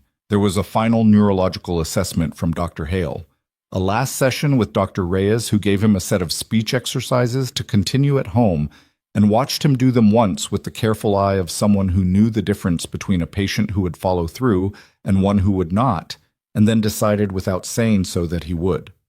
There was a physical therapy exit briefing, a pharmacy run, a conversation about follow-up appointments that was more complicated than it needed to be because Ethan's schedule was apparently already filling up with things that Dr. Hale considered inadvisable. The discharge paperwork listed his condition as stable with continued outpatient monitoring. What it did not list was the 8 months of accumulated weight that a person carried out of a place like this, the particular heaviness of having been that close to gone for that long, of having heard your own legal representatives discuss your probable non-recovery while you lay 7 feet away and could not move your fingers. Amelia's shift started at 7. She had known for a week that this Friday was the day. She had been matter-of-fact about it in the way she was matter-of-fact about most things, and she had noticed, without letting herself examine it too directly, that she was sleeping slightly worse than usual. She walked into room 14 at 7:15 with her coffee, the same as always, and found Ethan already dressed, real clothes, The first time she'd seen him in anything other than a hospital gown or the loose therapeutic clothing of early rehabilitation. Dark pants, a gray sweater, the kind of deliberate, understated clothing of someone who had money but had stopped needing to prove it. He was sitting in the chair near the window, not the bed, his hands resting on his knees, watching the concrete wall of the adjacent building where the stubborn plant was still alive, still green, somehow having survived the entire summer in a crack in the masonry. He looked like himself and also like someone she hadn't met before. Both things at once. The sharpness that had always been there, but the wall that Diana Cole had named seemed the very well-constructed, very consistent wall was genuinely different now. Thinner, more like a screen than a barrier. "You're dressed," she said. "Mrs. Hargrove is bringing Sophie at 10, he said. "I wanted to look like I had it together." "You look like you have it together." "I don't entirely have it together." "I know," she said, "but Sophie's 7, close enough." He almost smiled. Then the almost completed itself. "I've been sitting here since 6 thinking about that plant." She looked at it. "Still there?" "What about it?" "Wondering how it got there, whether it started from a seed that blew in, or whether something grew up through the crack from the ground." He paused. "Whether it knows it's in a wall." "Plants don't know things. Maybe not. But they respond to conditions. They go toward light even when the light is coming from a strange direction." He looked at her. "That feels like a kind of knowing." She sat down in the other chair, the one she'd been sitting in for 5 months, worn slightly at the armrest in a way she'd probably imagined but felt real anyway. "Are we talking about the plant?" "Mostly," he said. She drank her coffee. Outside, the July morning was doing what July mornings in Chicago did, pressing heat against every surface, making the air thick, turning the sliver of sky visible above the concrete wall into a flat, bleached blue. "I want to ask you something," he said. She waited. "After today, when I'm not your patient anymore," he stopped, started again, which was rare for him. He usually assembled sentences before deploying them. "I'd like to keep talking to you." The room was quiet. "Keep talking," she said. "That's a limited way of putting it." He was looking at his hands. "I'm aware of what this looks like from the outside. Man in hospital, nurse takes care of him, man develops. Attachment. I know how that reads. I know it's the most predictable." "Ethan," he stopped. "I know how it reads too," she said. "I've thought about it." "And?" She turned her coffee cup in her hands. The vending machine coffee was bad enough that she'd long since stopped tasting it and just used it as something to do with her hands during difficult conversations. "And I don't know how to separate the parts," she said honestly. "The part where you were my patient and the part where you're whatever you are now. I don't know if those are actually separable or if I'm just telling myself they are because it's simpler." "What if they're not separable?" he said. "What if they're just the same thing?" "Then I'm a nurse who developed feelings for a patient, which is a professional problem and also just—" She stopped. "It's complicated." "I know it's complicated. You're also—" She gestured vaguely at the room, at him, at the abstract idea of everything his life contained. "You're a lot, Ethan. You're a lot of life." "Is that a polite way of saying I'm too much?" "No, it's a direct way of saying you're a lot." She looked at him. "You have a company and a legal battle and a 7-year-old, and you're 8 months out of a coma, and every single decision you make for the next year is going to matter more than normal decisions matter. That's a lot to be near. You've been near it for 5 months. That was different. How?" She thought about how to say it accurately. "When you were my patient, I had a role, a clear thing to do. I knew what I was supposed to be and I was good at it." She set the coffee down. "I don't know what I'm supposed to be after today." He was quiet for a moment. "I'm not asking you to be anything," he said. "I'm asking if we can have dinner sometime." She looked at him. "That's it," he said. "Just dinner." "You're a terrible liar," she said, "for someone who spent 9 years in corporate finance." "I'm not lying." "You're simplifying." "Yes," he said, "strategically." She looked at him for a long moment. He looked back. The monitors that had beeped the background rhythm of their entire acquaintance were gone. He'd been off the continuous monitoring for 3 weeks, and the room was quiet in a way it hadn't been for most of the time she'd spent in it. "Dinner," she said finally. Just dinner. One dinner, and then we figure out if there's a next thing. That's all I'm asking. She stood up. I have other patients. I know. She was at the door. She turned back. Wear comfortable shoes when Sophie comes. She's going to want to walk everywhere. He looked at her. How do you know that? Because she's 7 and she's been waiting for 8 months and she's going to want to do everything with you immediately. Amelia tilted her head. Also, she told me. He laughed. That warm, slightly rusty laugh that had become one of her favorite sounds in recent weeks without her making a conscious decision about it. You and my daughter have been comparing notes. She brings cookies every Saturday. We've had time to talk. She went out into the hallway before she could see whatever his face did after that. He left at 11:15. Sophie had arrived at 10 with Mrs. Hargrove and a drawing she had made of the hospital from the outside, which she presented to Amelia with the seriousness of someone transferring important documents. So you remember, Sophie said. Amelia thanked her with equal seriousness and taped it to the wall of the nurse's station, which made Sophie visibly pleased. Amelia watched them go from the end of the hallway, Ethan walking on his own, slowly but steadily, Sophie beside him with her hand tucked inside his elbow in the half-unconscious way of a child who didn't want to admit she was making sure he didn't fall, Mrs. Hargrove behind them with a bag. The elevator opened. Sophie said something. Ethan looked down at her and said something back. The doors closed. The hallway was ordinary again. Derek appeared beside her with the particular timing of someone who had been waiting for the moment to pass before saying anything. You okay? Of course, she said. You've been his nurse for 5 months. I know how long I've been his nurse. Derek was quiet for a beat. I was wrong, he said, about what I said in the break room. In March. She turned to look at him. This was unexpected enough that she took a moment to register it. Derek's version of apologizing was typically more oblique than this. You were right about the change in his vitals, he said, and about the approach, the talking.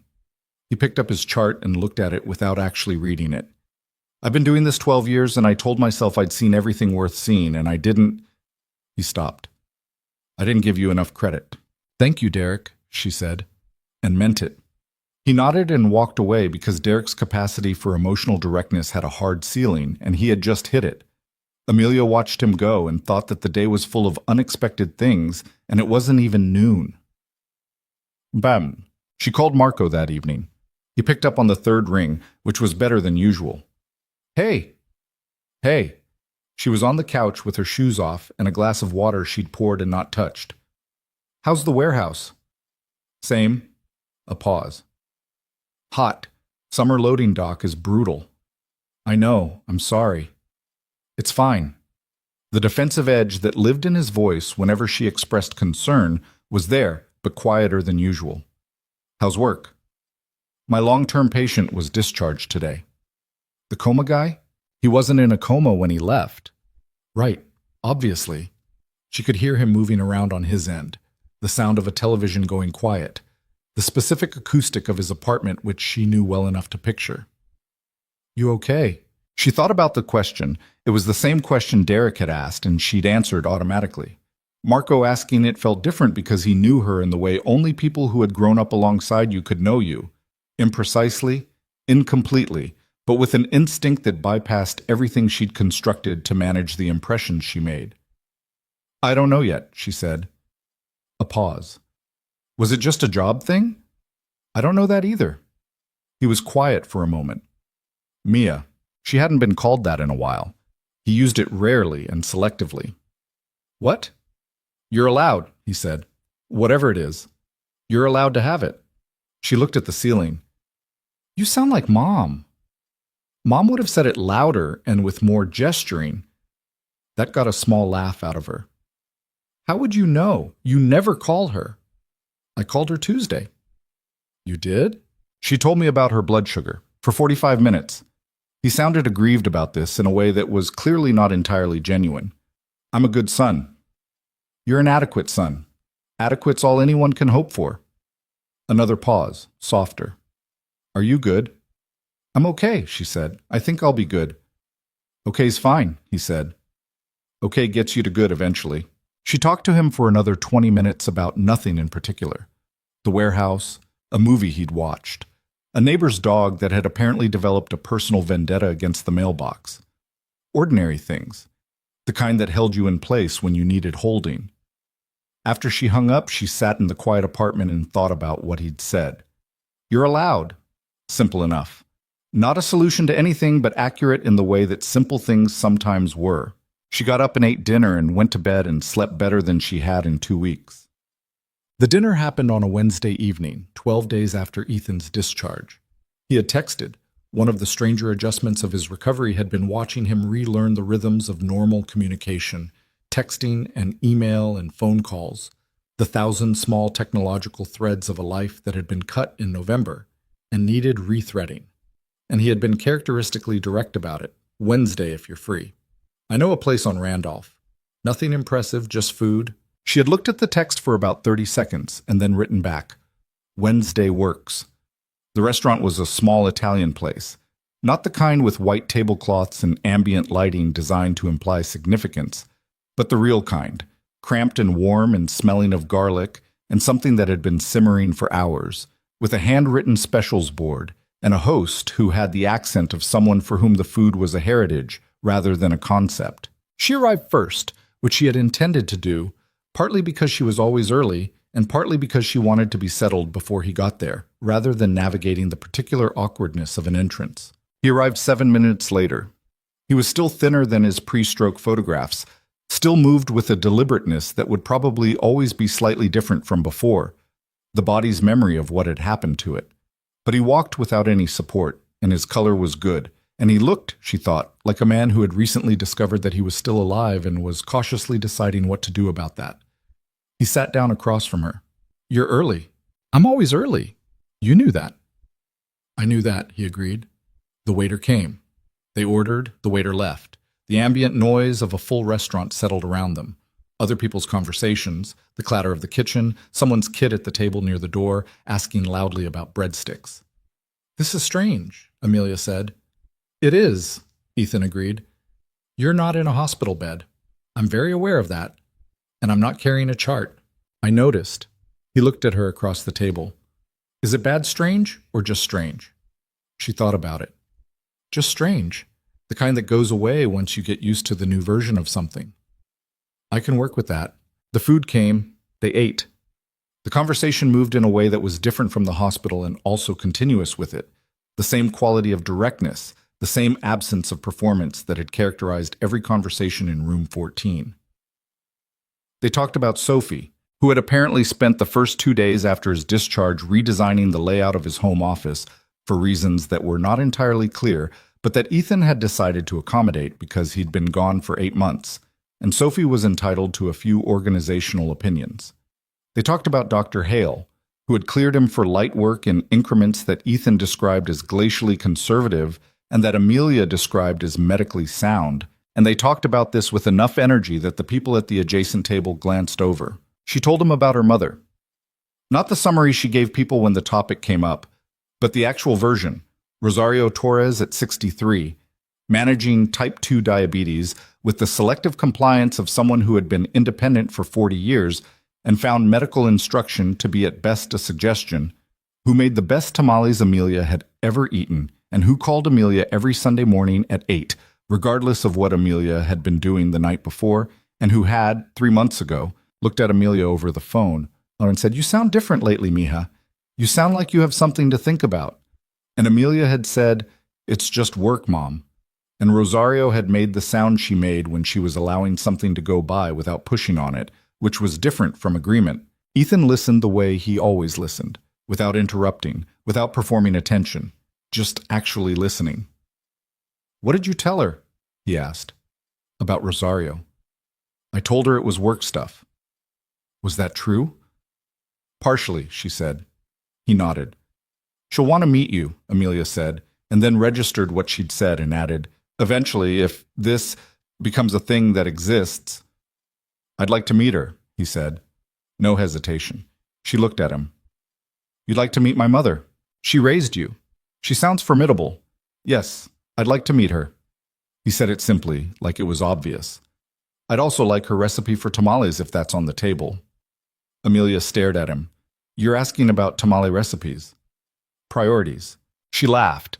The laugh surprised her. She wasn't expecting to laugh. Not here, not at this particular moment that she'd been treating with such careful internal weight. But it came out anyway, real and slightly undignified, and she didn't try to pull it back. He was smiling across the table. The full version, the one that had taken weeks of physical recovery to get back, and that she had first seen properly on the evening she told him about the plant. Okay, she said, when she'd recovered. I'll ask her. The conversation that changed something, not dramatically, not with the narrative neatness of a scene in a film, but in the way real things shifted, incrementally and without fanfare, happened not at the restaurant but afterward, on the sidewalk outside, while they were waiting for her car service, and he had his hands in his pockets, and the July evening was warm enough that neither of them was in a hurry to move. I've been thinking about what you said, he told her. In the hospital. About the weights. Which part? That I had the weights wrong.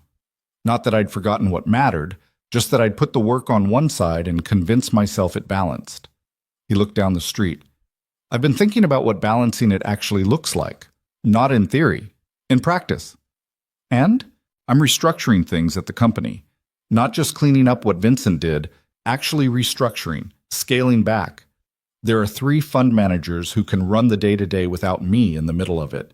I've been making myself indispensable to a machine that didn't need me to be indispensable and calling it security. He paused. I've been thinking about what I want the company to be used for, if I'm not spending every day running it. She thought about what he wasn't quite saying. You're thinking about the healthcare program. He'd mentioned it once, in the hospital. A thought he'd had during the long months of silence about what it meant that his recovery was possible, partly because he could afford indefinite high-quality care. What it meant for the people who couldn't. I've been talking to some people, he said. Diana Cole has connections in the hospital network. Dr. Hale has opinions about what the gaps actually look like from the clinical side. A beat. I'd want your opinion too. She looked at him. My opinion. You've been doing this for 6 years in an underfunded system, he said. You know what's missing from the inside. I can look at the financial structure and figure out how to fund it, but I don't know what to fund. He met her eyes. I'm not asking you to work for me. I'm asking what you've seen that should exist and doesn't. She was quiet for a moment. She thought about the families she'd watched make impossible calculations. Whether to take time off work to be at a patient's side, whether they could afford the parking, whether the diagnosis meant the end of things they'd planned. She thought about patients who left the hospital before they were ready because insurance ran out. She thought about the nursing homes her floor sent people to, and which ones she'd recommend if someone asked, and which ones she'd drive around a few extra blocks to avoid recommending. She thought about all of it, and about the fact that someone was asking, and that the someone had resources that matched the scale of the problem, and that this was not a common intersection. I'll need to think about it properly, she said. Take time. But yes. She said it before she'd finished deciding, which was unlike her, but the answer had been there before she reached for it. Yes, I want to. He nodded. No celebration of it, just acknowledgement, the way he acknowledged things that mattered, without decorating them. The car arrived. They stood there for a moment. This wasn't too strange, he said. The dinner? All of it. She thought about the question. The restaurant and the tamale question and the conversation about her mother and the way he'd listened and the sidewalk and the question he'd just asked about what should exist and doesn't, and the 8 months before all of this, the room and the silence and the hand that closed around hers in the dark. No, she said. It wasn't too strange. He looked at her for a moment. Then he said, Good. She got in the car. She didn't look back because she already knew his face well enough that she didn't need to. Mom. The dinner became 2 dinners, and then a Saturday afternoon where he picked her up in a car that was quiet and didn't smell like the Red Line, and they drove to a farmer's market on the north side that he had apparently been taking Sophie to for years before the stroke, because it was one of the things he wanted back and had said so without framing it as a significant thing. He hadn't been since before November. The vendors were different in July than in November, and some of the faces he recognized and some he didn't. and he walked through it with the careful deliberateness of someone relearning a route they'd known by instinct. Sophie came too. This had not been planned. Mrs. Hargrove had called at 9 that morning with an apologetic explanation about a family thing, and Ethan had mentioned it to Amelia in a tone that was offering her an exit if she wanted one. Sophie's coming along. It'll be more complicated. And Amelia had said, I know, Sophie, it'll be fine. It was fine in the way that things with 7-year-olds were fine, which was to say it was chaotic and loud, and occasionally stopped dead while Sophie made extended executive decisions about whether the strawberries at the second stall were better than the strawberries at the fourth stall, which required sampling both, and then circling back to the first for comparison. The second ones, Sophie announced finally, with the finality of a verdict. The first ones tasted the same to me, Ethan said. Sophie gave him a look that was so precisely the look Amelia had seen on his face in hospital. That particular quality of patient contained skepticism, that she had to look away for a moment. They're different, Sophie said. The second ones are sweeter because they're redder. You need to look at them properly. I looked at them. You looked at them like you look at the news, Sophie said. That's not properly. Amelia bought the second strawberries. Sophie accepted this as the correct decision. Ethan looked at Amelia with an expression that acknowledged, without quite saying so, that he had been outmaneuvered on his own turf by a 7-year-old. Later, while Sophie was investigating a stall that sold hand-painted ceramic animals with the intensity of a procurement specialist, Ethan stood beside Amelia with a coffee he'd bought from a cart and said quietly, She likes you. I like her, Amelia said. She doesn't like everyone. I know, she told me. She watched Sophie pick up a ceramic fox, examine it, put it down, pick it up again. She told me in March that she thought most adults talked to kids in a stupid way and she preferred it when people just talked normally. She said that? Word for word. She also said the hospital pudding was disappointing, but you weren't allowed to tell anyone because she didn't want to seem ungrateful. He shook his head slightly. She's 7. She's extremely 7, Amelia agreed. It's a compliment. He was quiet for a moment. I missed 8 months of her being 7. She heard the weight in it. Not self-pity. Never that with him, just the plain fact of loss, stated without decoration. She'll be 8 in September, Amelia said. You won't miss that. He looked at his daughter, deciding about the ceramic fox. No, he said, I won't. The sun was doing what July sun did at a farmer's market, making everything look slightly more vivid than it actually was. The colors of the produce and the awnings and the crowd. Sophie bought the fox. She named it immediately, which she announced unprompted, Gerald. Her reasoning for this was unavailable but appeared firm. Walking back to the car, Sophie fell into step between them in the way children inserted themselves into the geometric center of the adults they were with, holding her fox in one hand and with the other tucked into the crook of Ethan's arm, and she talked about Gerald's probable life history and preferences. And Ethan listened with the same full attention he gave everything. And Amelia walked alongside them in the warm afternoon and thought about how long a road it had been from a silent room in November to this sidewalk in July. She thought about how roads like this didn't happen often, about what it cost to walk them and what it would have cost not to. She thought about the plant in the crack in the concrete, still alive, still finding the light from a strange angle. She was going to be okay. She had known that. She was going to be more than okay, she thought, and that was the thing she was still getting used to.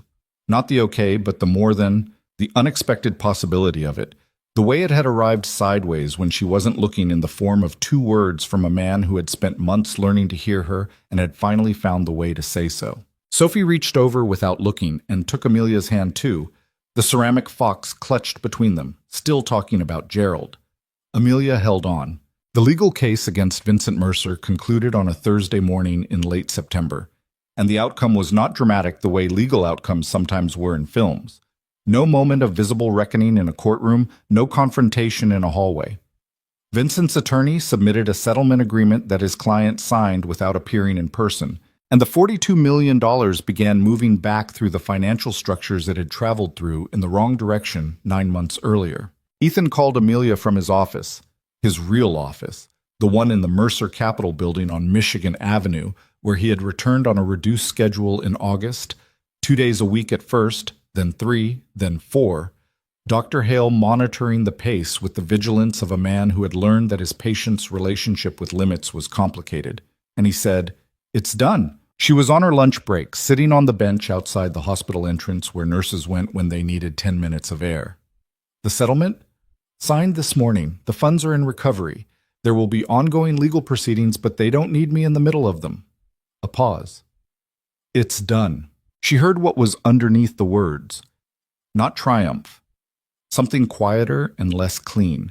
The particular feeling of a thing being finished that you had been inside for so long that finishing it left a space you didn't know what to do with. "How do you feel?" she asked. "Tired," he said. "Mostly just tired." "That's honest." "I've been practicing." She heard him breathe out on the other end, and she pictured him in that office she'd never been to, standing at a window that probably had a better view than a concrete wall, looking out at Michigan Avenue in late September when the trees were starting to turn and the city was doing its complicated autumn thing. "Come for dinner tonight," she said. "My mother's making chicken with rice. It's not tamales, but it's good." A beat. "Your mother knows I'm coming?" "She's been expecting you for 2 months. She just hasn't said anything because she's playing it cool." "Is she good at playing it cool?" "She's terrible at it," Amelia said. "She cleaned the apartment twice this week, and she told me it was for a general tidy. My mother does not do general tidies." He laughed. The laugh was easier now than it had been in July. It came out more fluidly, without that slight roughness of disuse, which Amelia noted the way she noted all his physical improvements, automatically, and with a satisfaction she'd stopped trying to classify as purely clinical. 7 o'clock? He said. 6:30. She eats early, and she won't admit it. 6:30, he said. Tell her I'm looking forward to it. Tell her yourself, Amelia said. You'll have approximately 40 seconds before she starts asking you questions. Be ready. She hung up and sat for another 3 minutes on the bench with the September air on her face, and she thought about all the different shapes a year could take. November to September. From a conference room floor to a bench outside a hospital where she was on her lunch break, and the case was closed and dinner was at 6:30. All those months in between, the silence and the machines and the long haul back through the dark, and the light that had come not from any single dramatic moment, but from the accumulated weight of ordinary, patient, unglamorous showing up. She thought about what she knew now that she hadn't known in November when Sandra had set the reassignment paperwork on the counter beside her keyboard. She thought, not much, technically. She had just done the job. She had shown up and talked and paid attention and refused to treat a person like a body. And she had done it again the next day and the day after that and the day after that, because that was what the situation required, and she was someone who did what situations required. That was the whole of it. No mystery, no special gift. She thought, and yet. She went back inside. Rosario Torres was 63 years old, 4'11", and had lived in the same apartment on the south side for 22 years. She had diabetes, an impressive collection of opinions about how other people should live their lives, and a laugh that could fill a room the way sunlight filled a room. Not aggressively, but completely, reaching all the corners. She opened the apartment door before Ethan could knock because she had been watching the street from the window and saw his car pull up, which she later denied. He was carrying flowers, not the elaborate arrangements that wealth could purchase, but the practical kind from the shop on the corner, yellow and orange, the kind that looked like someone had actually chosen them rather than ordered them. He had taken Sophie's advice about this because Sophie had strong opinions about flowers and had said that big fancy ones look like you're trying too hard, but the little bright ones are honest, which Amelia had found philosophically sound for an 8-year-old. Sophie was right. Rosario's face did the thing that honest flowers did to the faces of practical women. Come in, Rosario said, taking the flowers without ceremony and examining them approvingly. You're thinner than your pictures. Mama, Amelia said. He is. That's not an insult. That's an observation. Come sit down. She waved Ethan toward the kitchen table as though he were someone she'd known for years and were mildly inconveniencing her by standing in the doorway. You want water? I have agua fresca. Please, Ethan said. Thank you. He sat at the kitchen table. The apartment was small and full, photographs on every surface, a crucifix above the door that Amelia glanced at automatically, and which was simply part of the room's geography without significance to the evening, plants on the windowsill in varying states of health, a television in the next room playing something at a low volume. The smell of chicken and rice and sofrito was so present it was almost a physical thing. Rosario put the flowers in water without fuss and set them on the counter, and then turned and looked at Ethan Mercer with the frank, uncomplicated assessment of a woman who had raised 2 children alone and had no patience left for anyone who wasn't who they said they were. "So," she said, "you're the one my daughter spent 3 months talking to when you couldn't talk back." "Mama." "He knows," Rosario said, not looking at Amelia, looking at Ethan. "I know," Ethan said. "And you want to take her to dinner and to farmers markets and now to meet the family?" "Yes." "Why?" "Because she's the most honest person I've ever met," he said, without pausing to calculate the answer. "And because I spent 8 months with nothing but time to think about what I'd been doing wrong. And one of the things I'd been doing wrong was not paying attention to the right people." He looked at Rosario steadily. "Your daughter paid attention to the right things when it was inconvenient and expensive and when nobody was watching. That's not common. I know that better than most people." Rosario looked at him for a long moment. Then she turned to the stove. "Dinner's in 20 minutes, she said. "Amelia, set the table." Amelia set the table. She caught Ethan's eye across the kitchen, and he had the expression of a man who had just passed a test he hadn't been certain about, which she thought was probably accurate. Dinner was chicken and rice, and a conversation that lasted 2.5 hours, which was not what Amelia had planned. Rosario asked about Sophie, not the polite questions people asked about other people's children, but the real questions, about what she was like, what she thought, whether she was doing okay after the year she'd had. Ethan answered those questions differently than he answered questions about the company or the legal proceedings, with a fullness that didn't require any management, because talking about his daughter didn't require anything to be performed. Marco called at 8:15, which was coincidental. Amelia answered because she always answered and because she wanted him to know this was happening, and he said, "Is that him?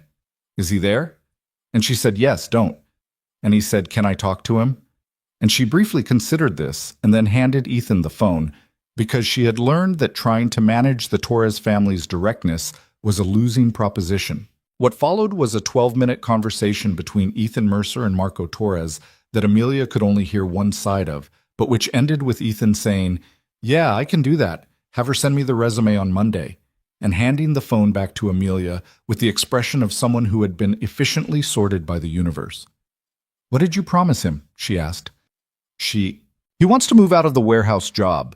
He has a logistics background, and I need someone in operations who isn't already embedded in the old company culture."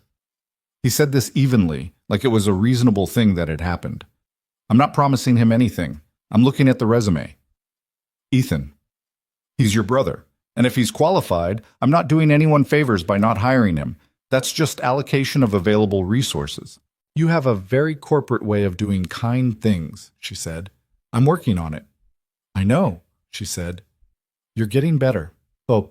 The announcement about the neurological recovery wing came in November. Ethan had been working on it since July, quietly, without press releases or advance coverage, with the specific deliberateness of someone who had decided what they wanted to do and was doing it rather than announcing the intention to do it. He had worked with Dr. Hale on the clinical gaps, with Diana Cole on the funding structure, with a small team of healthcare administrators that Amelia had helped him identify over the course of the summer. He had also worked with Amelia. Not formally, not as an employee.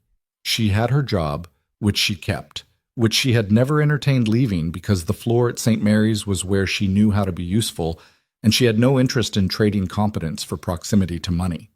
But she had talked with him, specifically and at length, about what was missing, about the families who fell through, about the months of unconscious care that most people couldn't afford to maintain, about the follow-up gaps that appeared when patients went home, about the particular loneliness of long-term recovery, which the medical system treated as a clinical matter and which was also, undeniably, a human one. He had listened the way he always listened. He had built what she described. The wing was 8 beds, purpose-built for long-term neurological recovery patients, with a funding structure that covered care for patients regardless of insurance status, a combination of the Mercer Capital Endowment and a partnership model with the hospital that Diana Cole had spent 4 months negotiating. It included a family support program, a social worker embedded in the care team, and a follow-up protocol that extended 6 months past discharge. It was not perfect. Ethan said so himself at the internal briefing with hospital administration that Amelia attended in her capacity as a clinical consultant, a title the hospital had created for the purpose and which she was still mildly suspicious of. "This is a first version," he said. "It has gaps we haven't identified yet, and it'll need to be adjusted based on what actually happens when it runs. I want a formal review at 6 months, and I want clinical staff driving that review, not administration." Dr. Hale, sitting 2 seats down, made a note. "Also," Ethan said, and his voice changed slightly, not more formal, but more careful, the way it got when he was saying something he'd prepared because he knew his tendency was to undersay things. "I want the naming to reflect what actually caused this to happen, which was not my money. My money is easy to give. It was there before November, and it'll be there after I'm gone." He looked at the papers in front of him, then up. "What caused this was a specific kind of attention that I couldn't have articulated a year ago and can now, and I want it named accordingly. He had told Amelia what he was planning. He had told her 2 weeks earlier at her kitchen table after Marco had finally moved out, and the apartment was quieter and they were eating leftover soup, and he had said, "I want to name it after you," and she had said, "Absolutely not." And he had said, "I know, I'm doing it anyway." And she had said, "Ethan," and he had said, "The name isn't for you, it's for the next nurse who needs to understand what the work is. It's a description, not a monument." She had thought about that for a long time. She hadn't found a good argument against it. What she had found instead was that she understood what he meant. It was the same thing she had been trying to articulate to herself for months. The difference between care as a technical function and care as a human one. The difference between a body being maintained and a person being present. The name on the wall wasn't going to mean anything to most people who walked past it. But for the nurses who worked in those rooms, for the patients who lay in those beds, for the families who sat in the chairs at 2 a.m. holding hands that couldn't squeeze back. For those people, the name was a statement of intent. It was a promise about what this place would try to be. She understood that. She didn't tell him she understood it. She let him do it. The morning of the unveiling was a Saturday in mid-November, 13 months almost exactly from the night Ethan had collapsed in that conference room on the 42nd floor. The ceremony was not elaborate. Ethan had been specific about this. No press event, no donor gala, no occasion that would center the giving rather than the purpose. Hospital staff, the clinical team, Dr. Hale.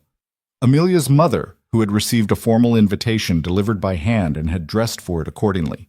Marco, who was 3 weeks into his new position in Ethan's operations team and still slightly stunned about it. Sophie, who was wearing a dress she had described as fine, I guess, and carrying Gerald the ceramic fox in her coat pocket. They gathered in the new corridor on the 3rd floor, a different section from room 14, which still existed, which was currently occupied by a patient Amelia was not assigned to but checked on anyway, because she checked on all of them.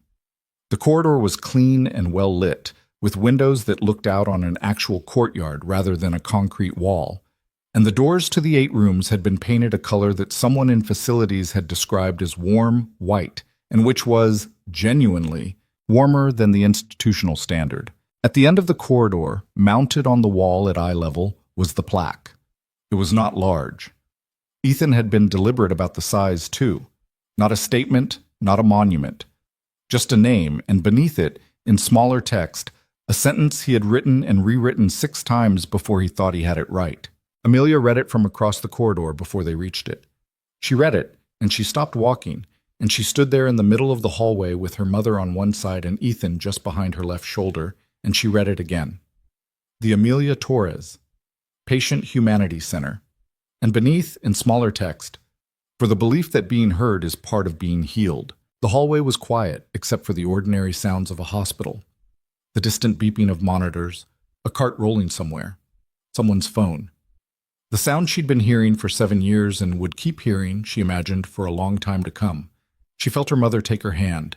She felt Sophie insert herself between her left side and Ethan's right, with the practiced ease of someone who had been finding the geometric center of these 2 people for 4 months. She did not cry, which surprised her, and also did not surprise her because she was not someone who cried at the things she'd built, only at the things she'd lost.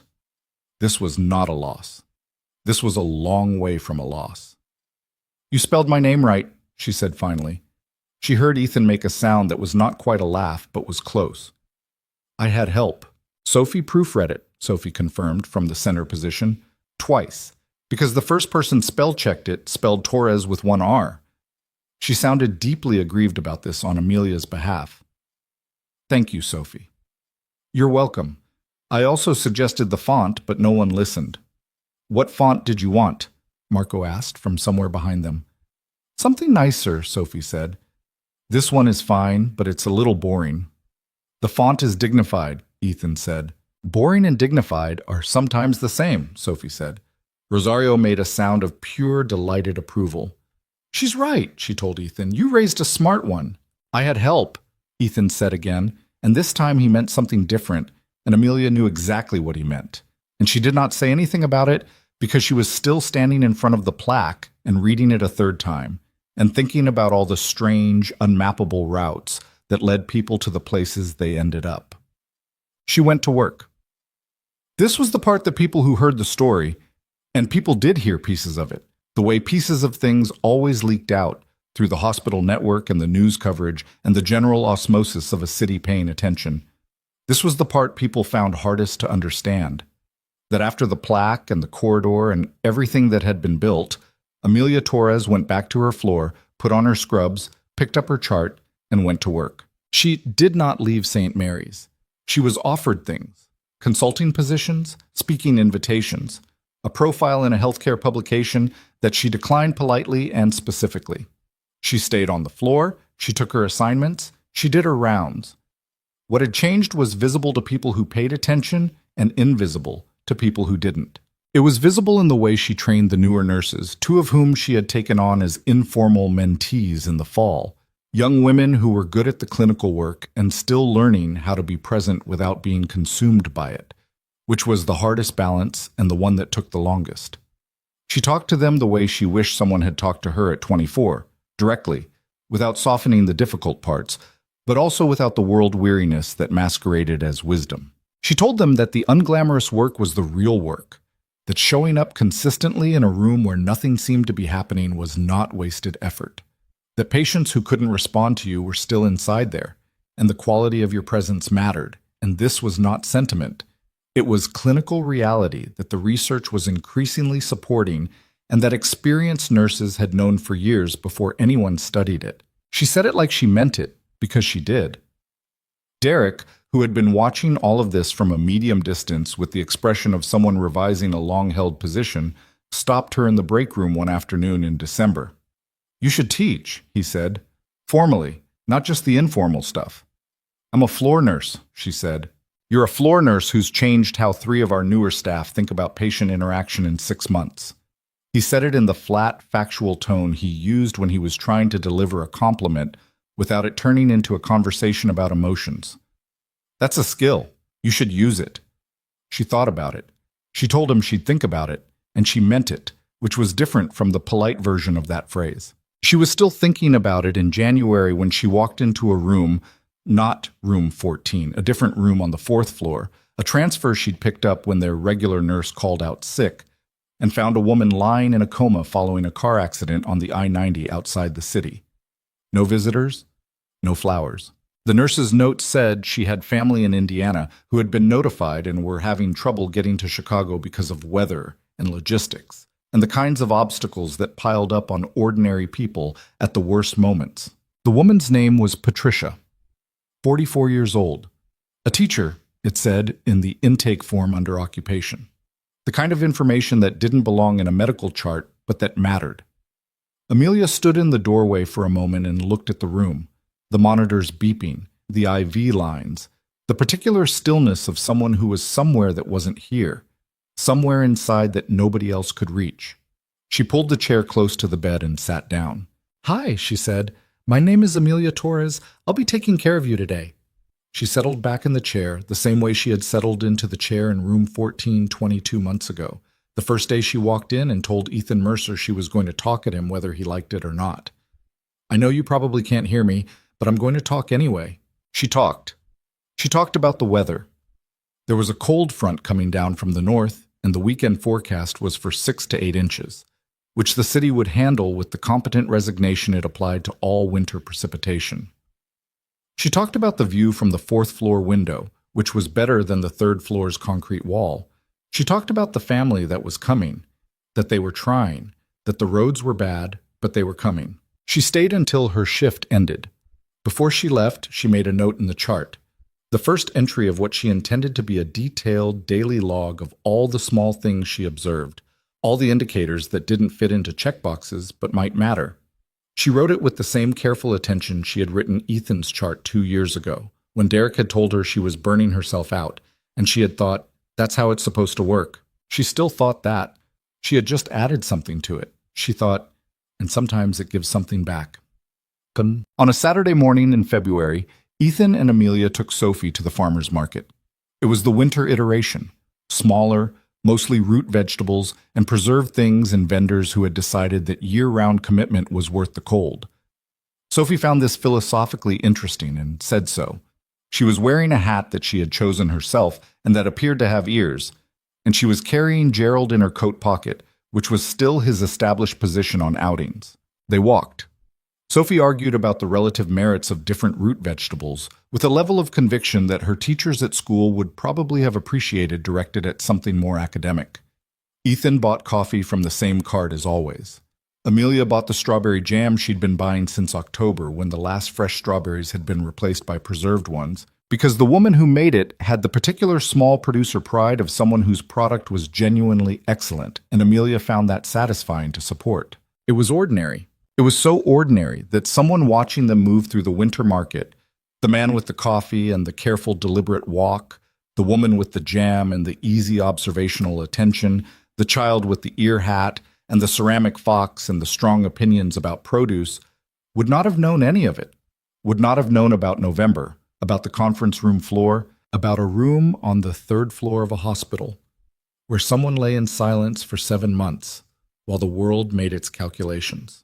Would not have known about the machines and the darkness and the 2 words that came out of that darkness like something that had been stored too long in the wrong kind of place. I heard. Would not have known about the long road back, the 38 steps, the first laugh, the plant growing in the crack of a concrete wall, the almost smiles becoming real ones, the hand that reached in the dark and found something to hold. People moved around them without knowing any of it. That was fine. That was how it was supposed to be. The things that mattered most were rarely visible to people who hadn't been inside them. Sophie stopped at a stall and made a sound of intense interest. "They have ceramic animals here too," she announced, looking at Amelia with the expression of someone who understood that this was information requiring follow-up. "Gerald might want a friend," Amelia said. Sophie looked at the animals, looked at Gerald, whose head was visible above her pocket, made the careful, executive assessment that Amelia had come to recognize as her default mode of engaging with the world. "He would need to approve it himself," she said seriously. "He has opinions." "Bring him out," Ethan said. "Let him look." Sophie extracted Gerald from her pocket and held him up to examine the array of ceramic animals. She moved him slowly along the row, which the vendor watched with the tolerant amusement of someone who had seen stranger things at a winter market. Gerald stopped. Sophie stopped him, in front of a small ceramic owl, brown and round and slightly cross-looking. "That one," Sophie said. "Why that one?" Amelia asked. Sophie considered. "Because Gerald looks like he's waiting for something," she said, "and the owl looks like it's already decided. They balance." Amelia looked at the owl. She looked at Gerald. She looked at Sophie, who was 8 years old and had survived a terrible year and come out the other side with opinions about ceramic animals and strawberry quality and font choices and what balanced and what didn't. She thought, that tracks. She bought the owl. Walking back to the car with Sophie between them, the ear hat slightly crooked now, and both ceramic animals riding in her pockets, Sophie reached up and took both their hands the way she had been doing since July, without ceremony, without making a thing of it, the way children claimed the things they'd decided belonged to them. Amelia held on. Ethan looked over Sophie's head at her, and she looked back, and the thing that passed between them was not a movie moment.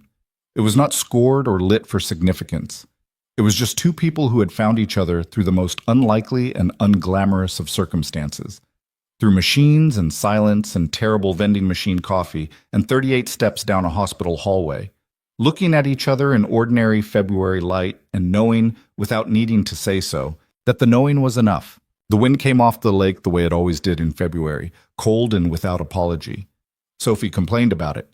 Ethan adjusted his scarf. Amelia pulled her coat tighter and thought about Patricia in the room on the fourth floor, and about the family that had made it from Indiana and was there now, and about the 2 nursing students who were starting their rotation next week and whom she had a lot to tell. She thought, tomorrow. She thought there is always tomorrow's work. And she walked to the car between the man who had come back from somewhere very far away and the 8-year-old who had waited for him with homemade cookies and better-than-average stubbornness. And the city went on around them, cold and enormous and indifferent in the way that cities were.